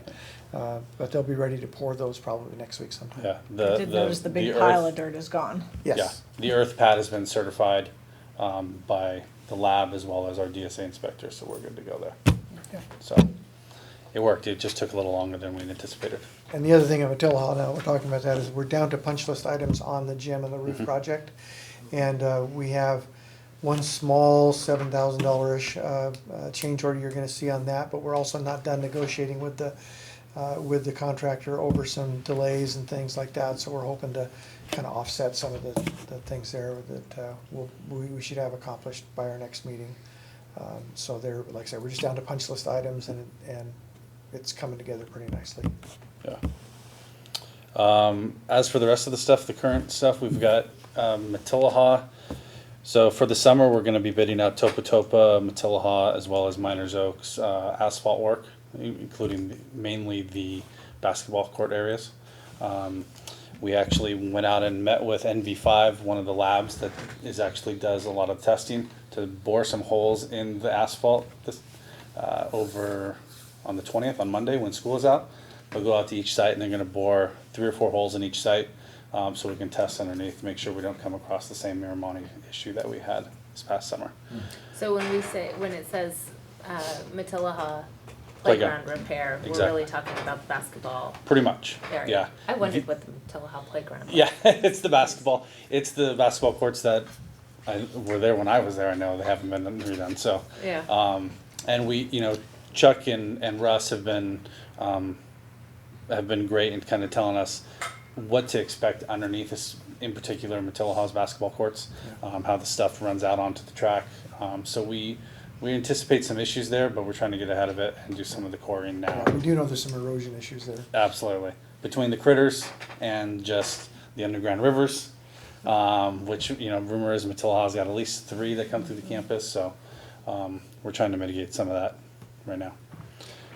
And is part of that conversation, I mean, it's just gonna continue to be basketball hoops, or are we looking at possible other, now that we've added 6th grade, does it make sense to add other things for kids to do there? We haven't talked about it. Okay. We were out there the other day, not the other day, probably about 3 weeks ago now, at lunch, and I will say every basketball court was being used. I hear by volleyball is big too, and they just managed to get a net out there, and so I'm Yeah. curious as to what other And- things. The kids Right. have talked several years about a handball court. And I know that there used to be handball courts, but they went from the gym to and Yeah. teachers were saying, we can't see what kids are doing Yeah. on the Right. other Right. side. So I'm like, so why don't we just build some this way? I don't Yeah. know, because then if you're staff, you can, Yeah, there's some line of sight concerns obviously there, but with handball courts, but or maybe put those in front of the handball courts in front of the music building. yeah. I mean, where the tent is right now, in the future. Instead That's, of- when I went there, they were actually up there, kind of right where the tent is now. Oh, okay. They weren't on the basketball. No, they were not. So, but to that, we can definitely talk to Javi and Carol and kind of see if this is the best course of action. We're just in the preliminary, like I said, coring and Right. making sure, we don't have any subterranean issues that are gonna bite us. But that's kind of the thought at Miramani, Matilaha, Miners Oaks, and Topa Topa. They all need quite a bit of work on the playground asphalt portions. And Topa Topa has some striping as well that needs to occur, slurring and striping. But again, In the we parking have lot? some, Not yeah. in the- Yeah, in the But parking they're lot. not on this list, right? Am I? They're not on this list, no. Oh, current project, sorry. Right. Topa Topa had some striping that was supposed to be done apparently during when the kitchen was redone as part of the DSA plan. It was never done. So nobody knows about that, but we're just gonna handle that and possibly look into some of the security, the drop off and all of that stuff at the same time. So the big push will be for the playground basketball areas though. We have some serious trip hazards on all 3 of those campuses, so. Rooftop HVAC units we're looking into as well for this summer. Yep. We have the Nordoff kitchen that we, after going through it, a lot of the kitchens you guys saw on the budgets, a lot of the kitchens on the previous set of budgets had just fixing the health department deficiencies. We've kind of rolled that back into just doing a big remodel at Nordoff, because in looking at it, it needs a lot more work than just healthcare or health department deficiencies. So we're starting the discussion with Julie, Nutrition Services, what they would like to see at Nordoff, what needs to happen. The original thought was that we would break ground next year after Matilaha's kitchen is done. After Alan and I talked about it, we thought we should probably give Nordoff and Dave Munson a little bit of a break. So we'll probably think, maybe this time next year, actually. But let him have the first, maybe even the first semester, just to kind of to breathe. So that's in the works, as well as we are looking into the blinds in the gym at Matilaha. I know that's been a concern now a little bit with now that we can see through the windows. We do get some light in there, and the skylights in the locker rooms, of course, that were never in the scope. So, any questions about the updates? Anything else? Let's see, we covered. No, I think we covered it. Yep, those four. I had 4 things I got in there. Those are the biggies, yeah. With the pouring of the new cement in the quad, what's the timing of that, and what, I mean, It's I assume scheduled it's for not a multi-day project, is it? It's scheduled for 7 a.m. tomorrow. It'll be done tomorrow. We'll let it cure, and then we'll have the contractor do his kind of punch list cleanup things so that we can open that quad up on Monday. No handprints. Yeah. You'll see. One more thing about the quad. We actually, this afternoon, Lydia called us, and all the furniture that we ordered for the quad is being delivered tomorrow morning as well. So I know the NPA was having a meeting tonight, and so they're gonna talk about it tonight, try to get a work party going to put it all together. So timing could be really good. Yep. Great. Thank you. Thanks. All right. One more thing on budget, right? We do have one more thing. We need to approve the budget for Measure J. Are there any questions about the budget? What we kind of did, just to kind of give you a little, we kind of took exactly what was done by our predecessors, and we went through and really scrubbed every single expenditure that we got from the business office, down to where, so when we do a project now, everything gets coded to a particular campus, as well as has a project number. At the very beginning of Measure J, it was just coded to Measure J. And so you'll see in the bond program costs, there's 1 through 14. Those have been, some of those Measure J costs have just been added, have been accurately put up here now in terms of, we don't know, some of them we're not quite sure even what project they went to.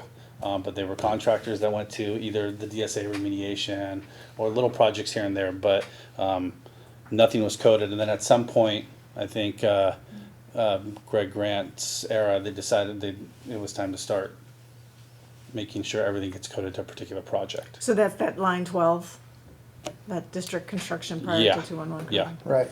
That's a lot of stuff where, Yeah. We call that 211 coding. That's our yeah. secret code for it. But prior to using the project codes or the 211 codes, it was just coded to Measure J stuff. Yeah. That's not that much considering how much we're spending, but. And then everything else, the completed projects and the projects in progress, we really went through and, again, everything from our predecessors, just tried to put it towards a project so we had actual numbers. And one of the goals was, as we went through line by line on the individual school sites, was to really refine the accuracy of some of the projected budget numbers, because we have found in a generalization that the budget numbers that were done previously, if they were a small project, they were a little overstated, and if they were a large project, they were understated. So we just tried to hone that a little bit. Mm-hmm. That's great. I was pleased to see on the completed projects versus total commitment by site, that, the only places that are not moving forward, well, Matilla Middle School, but that's because so much of it is a project that's in the middle of being done, right? Yeah. Right. And then obviously the district office, Chaparral and Summit. Mhm. Those are the places that, we really need to just figure out what's going on up there before we Yeah. make too many major improvements. Though And I'm still waiting to hear back on that discussion, I guess, on the roof Mhm. at Summit. We were just talking about it. Yeah. That's one thing Alan and I have tried to do is, make sure that every campus is, aside from those 3 that, we're kind of figuring out, the others are, all the campuses get a little love, And I'd love to hear a plan for ripping up that blacktop at Summit that's so you'll see the wall coming back to you at the February meeting. Mhm. And then we really want to think about what's happening at the site and potential uses before we just repave the entire area that's Yeah. slated to be repaved. We had the projects from the USC students who had some ideas, which I have to send to you. But we have the USC students who did some projects and they had some really cool ideas for that space, and so we need a little more time on that, but the wall and the roof will come. The wall and the roof will come back. But yeah, we definitely tried to, make sure everybody was getting a little attention, so. Thank you. Yeah. Are there other questions about the budget, the Measure J budget? What is the action? It says action. I think we're we're adopting the update. It just got some, So are we supposed to have a motion? Right. Sorry. Approval of the estimated budget. Adopting it, right? I mean, because all the commitments Approving were it. previously made. We're not approving anything new, right? No, well, You're approving the estimated budget updates. yeah, So essentially, every year we should be bringing to you an updated budget of where things are assigned and what's on the list, and so you're approving this. the overall dollars obviously aren't changing, but some of the projects are, like I mentioned, the kitchens, let's say. Mhm. We took all the elementary school kitchens and rolled them into Nordoff to create, the idea briefly on that is that Nordoff and Matilaha then will be done as your central kitchens, and the elementary schools will be the satellite kitchens. So we took the budget of all of the elementary schools and put them into Nordoff to do a much bigger and more thorough remodel and modernization, to the point where, it came to around where we needed new floors for the health department at Nordoff. Well, if we put the new floors in and the sewer leaks because it's never been touched, then we're going back through the floor. So let's do all of it at the same time. So And that's you will helping see from some what we heard projects like from- that have changed on the budget, yeah. But what we had heard from Julie when she was here also is that a lot of these changes are helping in our other areas, which is the students getting fresher food and changing Yeah. changing up the menus a little bit and. Yeah. I'm not sure what you're saying, though. I mean, it seems like in real time we've been going along and approving. We are, every project. So Yeah. I'm not sure what you mean that this might reflect some differences. So the budget we approve has projections, but as we know how much things actually cost, as we know what's left over, as we change ideas, you also got some detailed site budgets in when we sent this out to you with some specific, a little bit more detailed than this. This is the summary. So things should change every year from what you If for previously priority did. changes, Right. let's say that there was a project that was approved in theory or in concept at last year's budget, and this year we realized, hey, there's a bigger priority, maybe we need to take some money from that project and put it over here and do something a little different. Or that's the kind of massaging that occurs And so from this year to is year. codifying everything that you've been presenting to us individually into one budget that you use as operating. Again, what you just described, if I didn't already know about it, I'd say, oh, I didn't understand, I wanna read this a lot more carefully, because I didn't know that there were things in here that we told you we're gonna spend it one way, chose to do it differently, and you're gonna have to figure out that we did that by reading this budget. I didn't know that. I thought this was a recapitulation of what we had already agreed to. Yeah, there are some minor tweaks. And if they're minor, then I don't care, but if It's there's not the something major. significant, I would. Right. I would say the kitchen's probably the The biggest. most significant one is like what Adam described about the kitchen and moving budget money from the individual elementary schools to the Nordoff campus. With the thought being, if we've got two really nice modern kitchens, how much do we really need at the other kitchen? How much do we really need at the individual schools? Because they're going to be served as satellites. Makes sense, but it does sound pretty big. I think it would have warranted an item, honestly. If we're abandoning what we said we were gonna do at individual elementary kitchens, and now it's all gonna be, makes sense, like I said, I'm not disputing it, but I'm just saying, it's significant. Seems like it. Kevin, I did the big things at the top. Let's see here, the bond program costs. I went through completed projects. I went through projects and projects to be assigned. but I didn't go granular on each individual site either. So,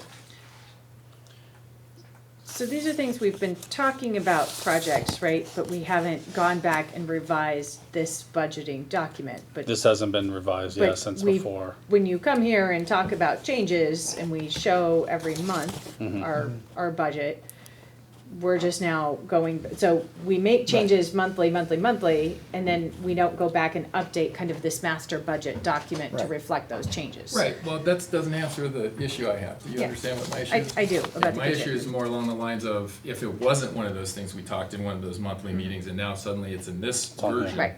then I think we should talk about it before we would agree with it. Mhm. Understandable.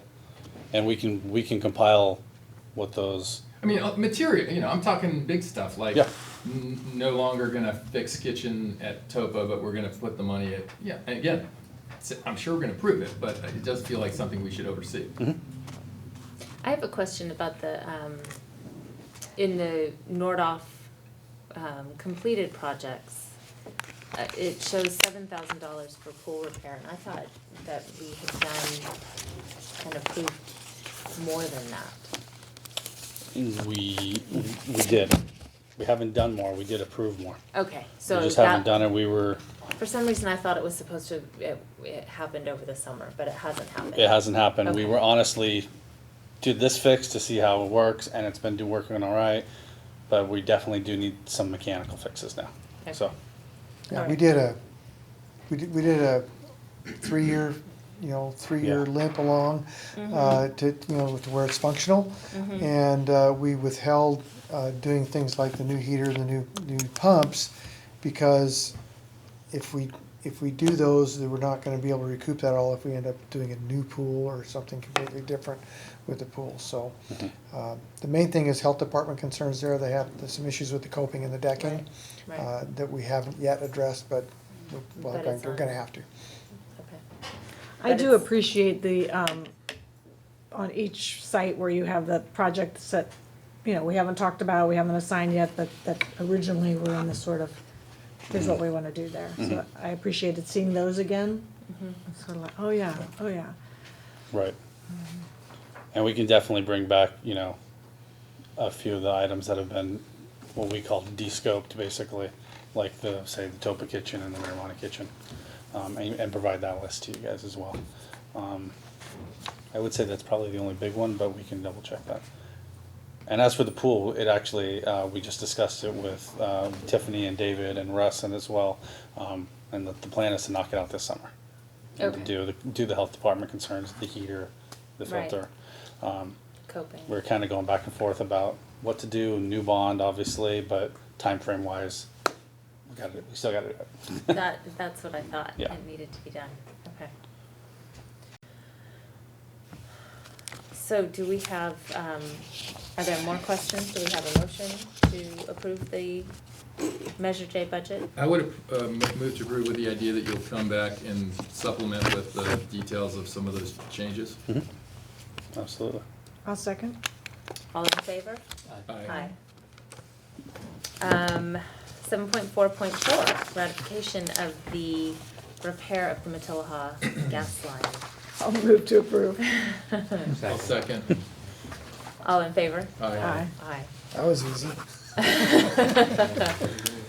So if I understood Kevin, you motioned to table that to the next, till we can get back to your more information. No, we It's- approved. passed. You approved it, but we still want a response, okay. Yeah. No problem. Thank you. Thank you. Thank you you. both for staying so late. Sure. No problem. And answering all our Thanks. questions. 7.5.1, this is the third reading of this board policy on gifts, grants, and bequests.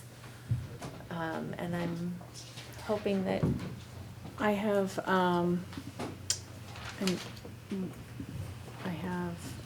a small rewrite that Michael sent to me, on the area of, on the area of the online fundraising. I'm just gonna, so let me go back and show you the whole policy. So within this policy, I think I'd ask the board to provide potential rewrite, so I only got the one from Michael in this one particular area. So if you look down, it is on the bottom of page 4. And it says, any person or entity who wishes to conduct an online fundraising, and so the potential change to that is this that I will show you.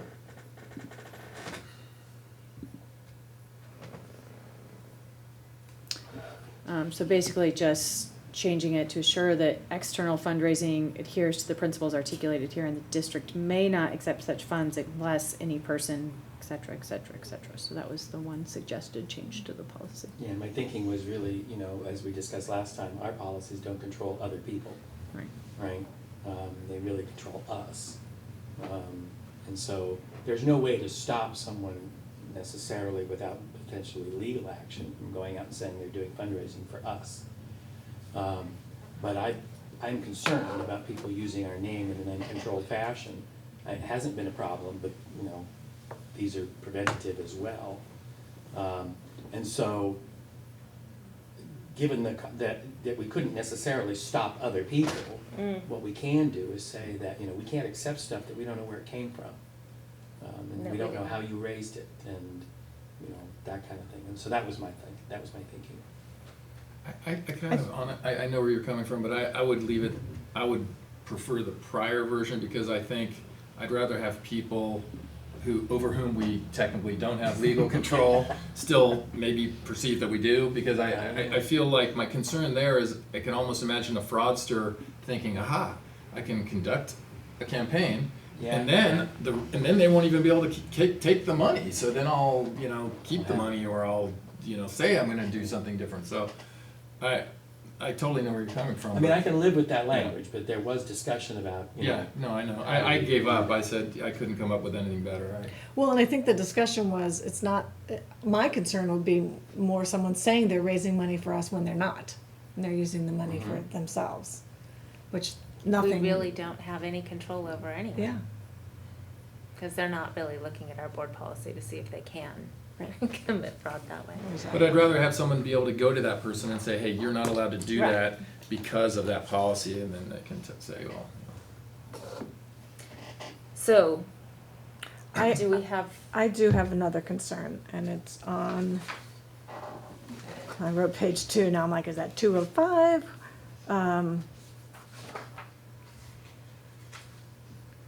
This is the one problem, when I have it on the thing, I can just write it.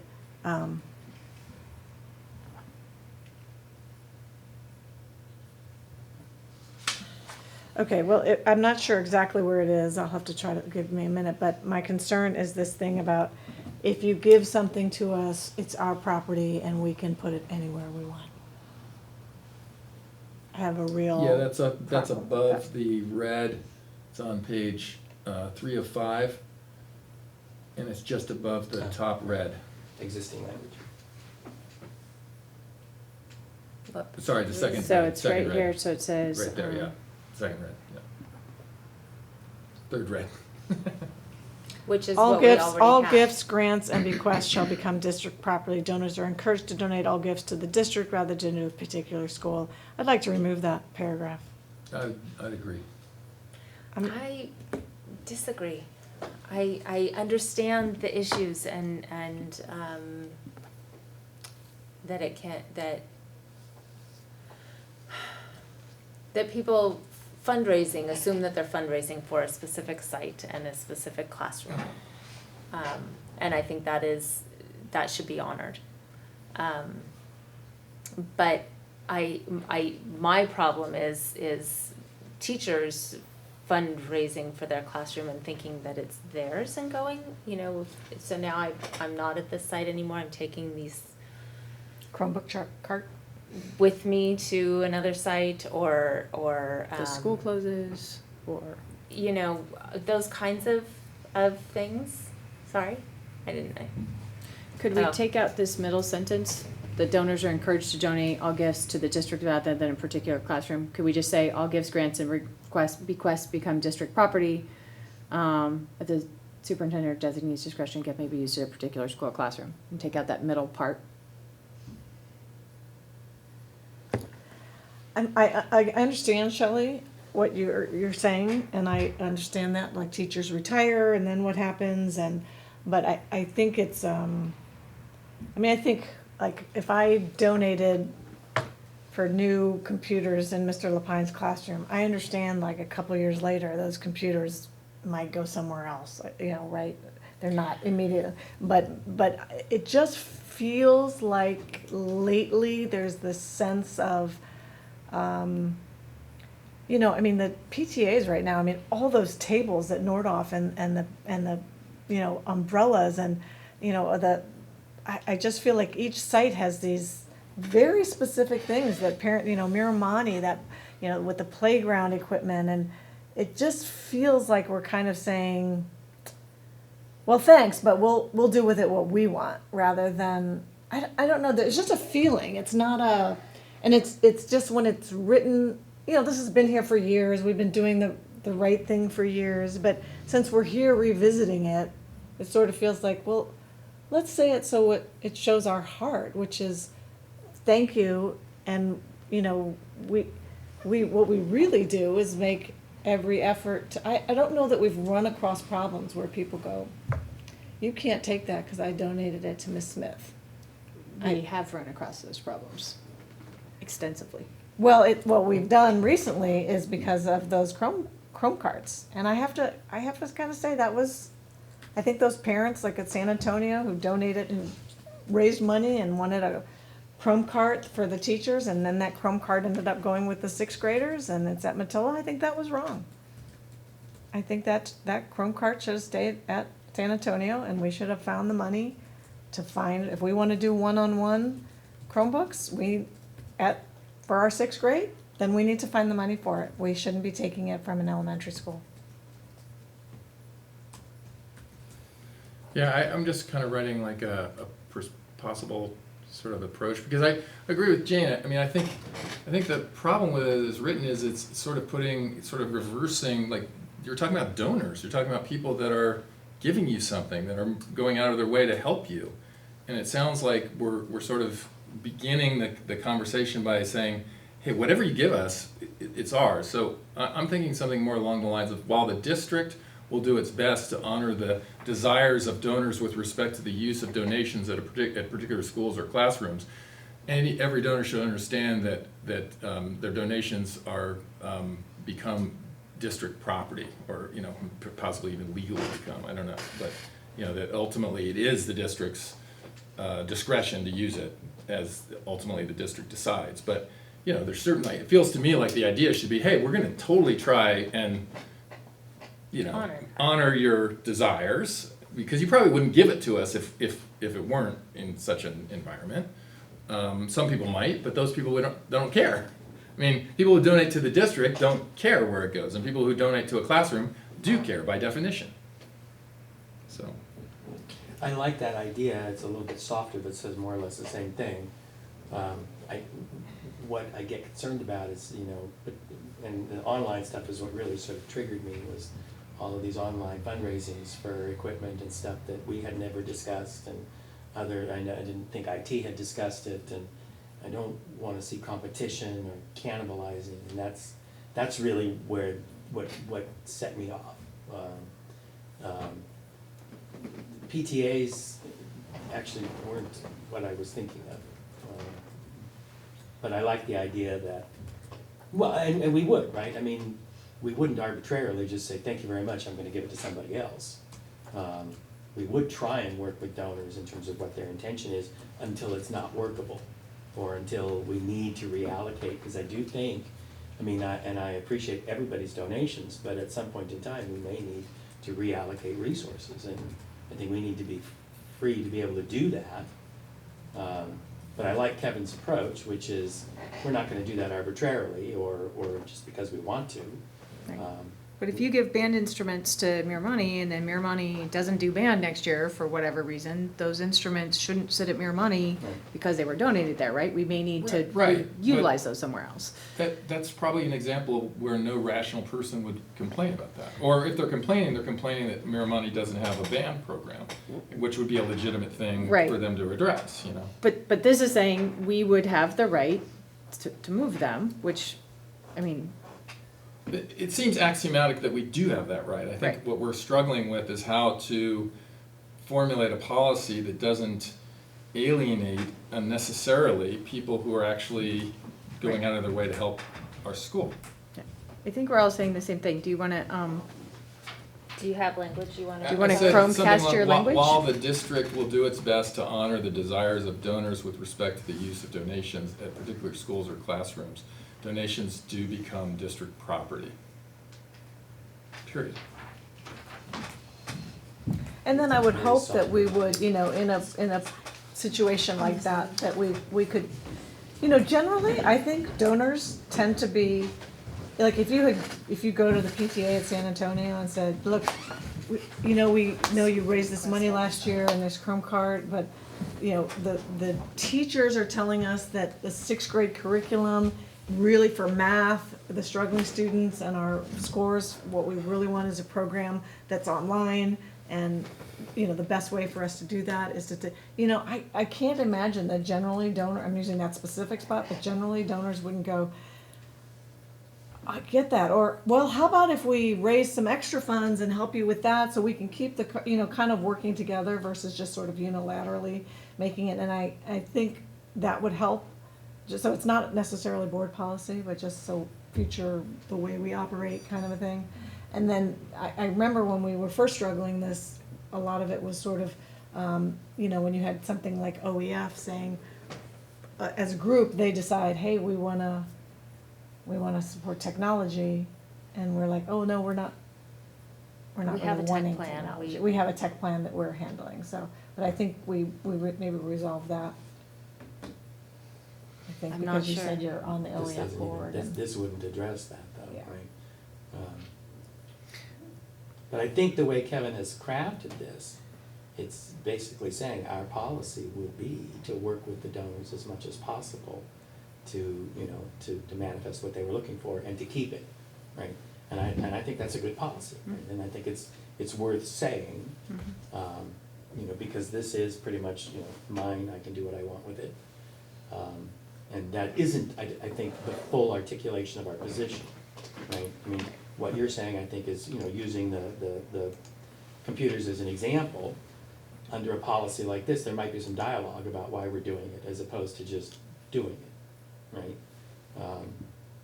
Because we would be required to sort of respect that original intent to the extent that we can. We have a speaker request form on this item. Just really quickly, I can agree with Jane, because she and I were both PTO presidents at Matalaha, and we've been in the PTO world, and those are their own independent organizations. We go and we create our own bank accounts. We have our own bylaws. They're their own entities. So there would be a lot of pushback. There are issues, just like we were talking about San Antonio, that have occurred over the years that have created a lot of bad will. I know I always did matching donations with my employer at the Scripps, and one year that matching donation ended up in the district coffers, and I asked that it not be in the district coffers because it was raised for a specific purpose. We had lots of needs for teachers' aides and really significant things for our campus, and so there is an independence just of the entities themselves. So I don't know how that works, but there has to be, I understand there are some certain issues that certainly can be walked out through communications, but just to say that they're yours could create some of those issues with the independence of the PTOs. That's all. Yeah. Just want to do the Ojai Education Foundation, which I was on for 8 years, really struggled with that when I first started, and that's where Thane was coming from, and his saying he'd like to tweak it because there were board members and community members who said, we want, you know, you guys to be doing some stuff independent from the district, because they certainly have their necessary goals, but these are the things that we really want to focus on: technology, the arts, to great effect. So thanks. Angie, do you want to say something? I did. I think it just, whatever you put there really needs to be clear for for the teachers, for my membership, our membership, because people do donate. I can think of a situation where someone might donate Chromebooks to my classroom with the idea that they have 2 more kids coming into Topa Topa, and they want me to be their teacher, or Heather, or whoever it is. And if I'm a first or second year teacher and I get those, it needs to be clear either that they've been donated to my classroom. Teachers assume my classroom means my classroom, and what's in there is mine. And if I'm a first or second year teacher and I decide to go to Ventura or Oxnard or Carp or wherever, I may make the assumption that I get to take those Chromebooks with me.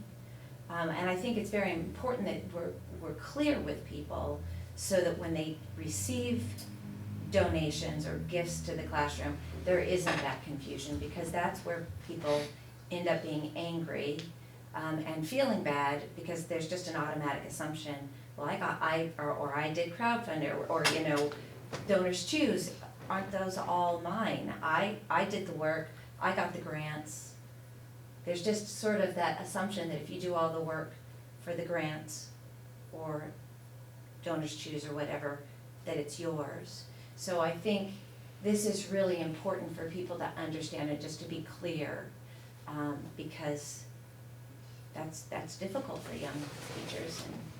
Well, I also think though that it happens, so let's say, what if you got moved to 4th grade, or you wanted to move to 4th grade? Do those Chromebooks stay in the kindergarten classroom, or do they go with you to the 4th grade classroom? Generally, I think teachers probably take them with them. I think they assume that they get to take them with them. And on the same site, I think that's easier, but if you get moved from Topa to Miramani, then it becomes a real problem, because it was a Topa parent that donated it to the classroom. Which is why we have no more Chromebook donations. Yes, yes, but that is the kind of situation that happens, where someone is, they're moved because declining enrollment, now they've moved, those poor parents have just said, wow, I just gave you this much money to put in your classroom because I thought I was going to have my next 3 children in there. So I think parents, gifts, donors, whoever, I think it feels like what Kevin was saying is on the right track. It's very clear, but it's also very gracious of saying, we so appreciate your donation. I do think that there's some confusion there, and people do look at board policy. They never look at it right up until they have the issue. So I think it would be nice to make it clear for people, for teachers and donors. Shelley, can I make a comment? Thank you. I also see this in sports. I've actually had conferences. You have the Title IX, the girls softball who's done so well, but they've struggled for a budget and things have been donated specifically. And we are public, and we do have the dynamic of public, and so when somebody donates that baseball fence, and I use it for crowd control during football season, I said, you did donate it to us, I'm not tearing it apart, but we're using it as we see fit. I wasn't trying to offend anybody, but to understand that they did donate it to us. And so seeing it in the sports realm of things, we've had those things happen as well. And so it's like, well, do I own it, or am I just borrowing it from you? Right? And so, but it is easy to offend somebody when not intending to, but they're not running the program. And so it is nice to have the conversation, but I wanted to share that because, as was mentioned earlier about when money comes to the district, it may not go the way that it was intended because of whatever the need is at that time. For example, the marquee at the Nordhoff parking lot. That offended a lot of people, which may have also pleased some. Okay, so just an example. Thank you. I'm not sure we've come to a consensus on this. I think I'll move to approve with the changes that Kevin suggested on that one. I just sent you a copy of what I wrote. Shelley. Oh, you sent it to me. Yeah. I'm sorry. I sent your Gmail, I think.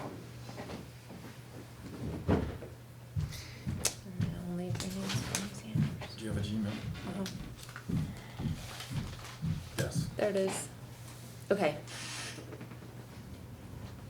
I'll second that. Do you want me to read it? Is it the same? Yeah. You can show No, it you too. can change it, I changed it. If you wanna show it, if you just press this little screen button right there. This one? Let's see. So this, I think. Oh. That screen button right there. No, that's not it. I'll have to look at yours. Okay. You should be, any one of you should be able to show anything on the screen from your Chrome, if you're using Chrome. I'm not. That would explain that. Yeah, Chromecast works on Chrome, but Right. eventually, if you, any this of is- you wanna show stuff, you can do that. Show that, which one? Well, are you in Chrome? Yeah. I'm in,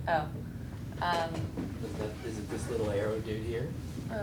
So Chrome, it should be, and David left, there should be a little widget up there somewhere. I don't see it. Cast. Yeah, where'd you see cast, yeah. And then, this is boardroom, so if you just click on it, then you click on it one more time. Super fancy. Take over my, cast. Look at us. We don't need tech. We are already here. So Kevin's suggestion is, while the district will do its best to honor the desires of donors with respect to the use of donations at particular schools or classrooms, donations by necessity become district property, ultimately subject to district disposition. And that would take place. And I'm not even billing for that. That would take place of that entire paragraph. Sounds good to me. I'll Okay. move to approve with that change. Forward Kevin's email to me. Yes, I will. Is there a second? Michael seconds. Did you second? Yes. All in favor? Aye. Aye. Phew. Only took 3 times for that board policy. We now have the second reading of board policy and administrative regulation for the CTE. Were there questions about that board policy? I did not. Do I have a motion to approve it? I'll move to approve. I'll second. All in favor? Aye. Aye. Reconsideration of 2020 meeting dates for the board. We found that we have many conflicts with the city council meetings on Tuesday nights. And so there is the discussion of moving them back to Wednesdays, which would alleviate that conflict. Are there reasons to consider? Do we have a motion? Jane, you were the one that really wanted him back on Tuesdays. But it was a want, not a need. Mhm. Okay. So, do we have a motion to change our meeting dates back to Wednesdays? And actually, Oh, to here's recommend the meeting dates as follows, because there's a change in the April meeting, and so Okay. to approve these These specific dates. particular specific dates. And just to ask, that December one is past those dates, that was the issue, the 13th is the date, right? It does still remain a Hanukkah date, but it is the very last date that the budget can be approved. Right, we're kind of constrained. We don't have any options at that point. Do we have a motion to approve these meeting dates? I'll move to approve. I'll second. All in favor? Aye. Aye. Thank you. Board retreat. I think we finally have come to a date on February 1st to hold a board retreat. I did get an email back from Thane that February 1st works for him as well. So we are looking to schedule a board retreat on February 1st. I'm not sure we have the times determined. Morning but is what we said. Yeah, in the morning, Saturday morning. Do we have a motion? I'll move to approve February 1st morning for a board retreat. I'll second. All in favor? Aye. Aye. Great, that passed. And now we have board reports. Any board members? I'll make it quick since it's late. So we didn't have a student report tonight, mostly because the agenda didn't really have sort of student input, but also because of play practice and basketball practice, and there just seems to be, the students were very busy this week. But I just wanted to share a couple of items that they are thinking about, or that they had ideas about, which they're going to move forward to the next level of talking to Mr. Munson about, or and one of those was the idea of adult mentors coming in who, I work as a CPA, so if you like math and you think you might be interested in tax, this is what you do. And so we talked a lot about, because they really think that's a great idea. And so we talked about, well, when would that happen and how would that happen? And they kind of felt that school-wide assemblies are not a good venue for that. Right. And then I said, well, what about, like a Friday community thing where they would come in and you could choose which one you go to? And they said they felt that there was people who, when you're forced to do something, don't want to do something. It was very typical at the high school. And so one of their ideas that I think they'll bring to Mr. Munson is maybe having people come in during a seminar. So you only go if you're interested in being a scientist and you want to go, So we have something like this that we're working on called Entree to Employment that we did at the county, where you essentially have a dinner and people in different fields come, and the kids come and they have usually a table of like a couple of teachers, a couple of kids, and a couple of employers, and we have this facilitated guided discussion about how did you know what you wanted to do, and what did you study, and what did you learn, and the kids have questions themselves about like. I saw those and wondered why we weren't involved in it at Well, BCOE. we have been involved, but we're going to bring one, and we continue to be involved, but we're going to bring some here. So it's like kind of either a lunch event or an evening event, whatever it looks like here, but a couple of those a year so that kids can have time to talk to people in different industry sectors. Great. So. And if any of those people want to come to a seminar. Yeah. And their other idea, which I think, is there a Miss Cole at the high school? Cole Michaels? Oh, okay. I thought there was somebody new. I was like, Cole? Who's Cole? Not Cole. high school. Cole. Okay. Is about training students to help other students if they have issues that they don't want to go to an adult about. So one of the examples they gave to me was bulimia. Like if a student is finding that they're struggling and they want to talk, but they don't want to tell their parents, because then their parents will send them to the doctor, or they don't want to go to the adult because the adult on campus isn't going to call their parents, that there might be a situation where if students are trained how to handle certain situations. So it's a peer mentoring program, which we've had. It's kind of difficult, but we've been talking about that and talking about this kind of looking at holistically at our mental health services. Is there a role that students play in providing those services to each other? Right. And oftentimes I would think, because my son was an RA in college and he had that kind of training, and obviously like if someone came to him with bulimia issues, I would hope that he would encourage them to the right place, because Right. he's not going to have the training. But it might be a situation that, oh, did you know that there's lots of kids who have that issue, or just those kind of things that they might be willing to hear from a peer that they wouldn't hear, and then they can go to the right spot.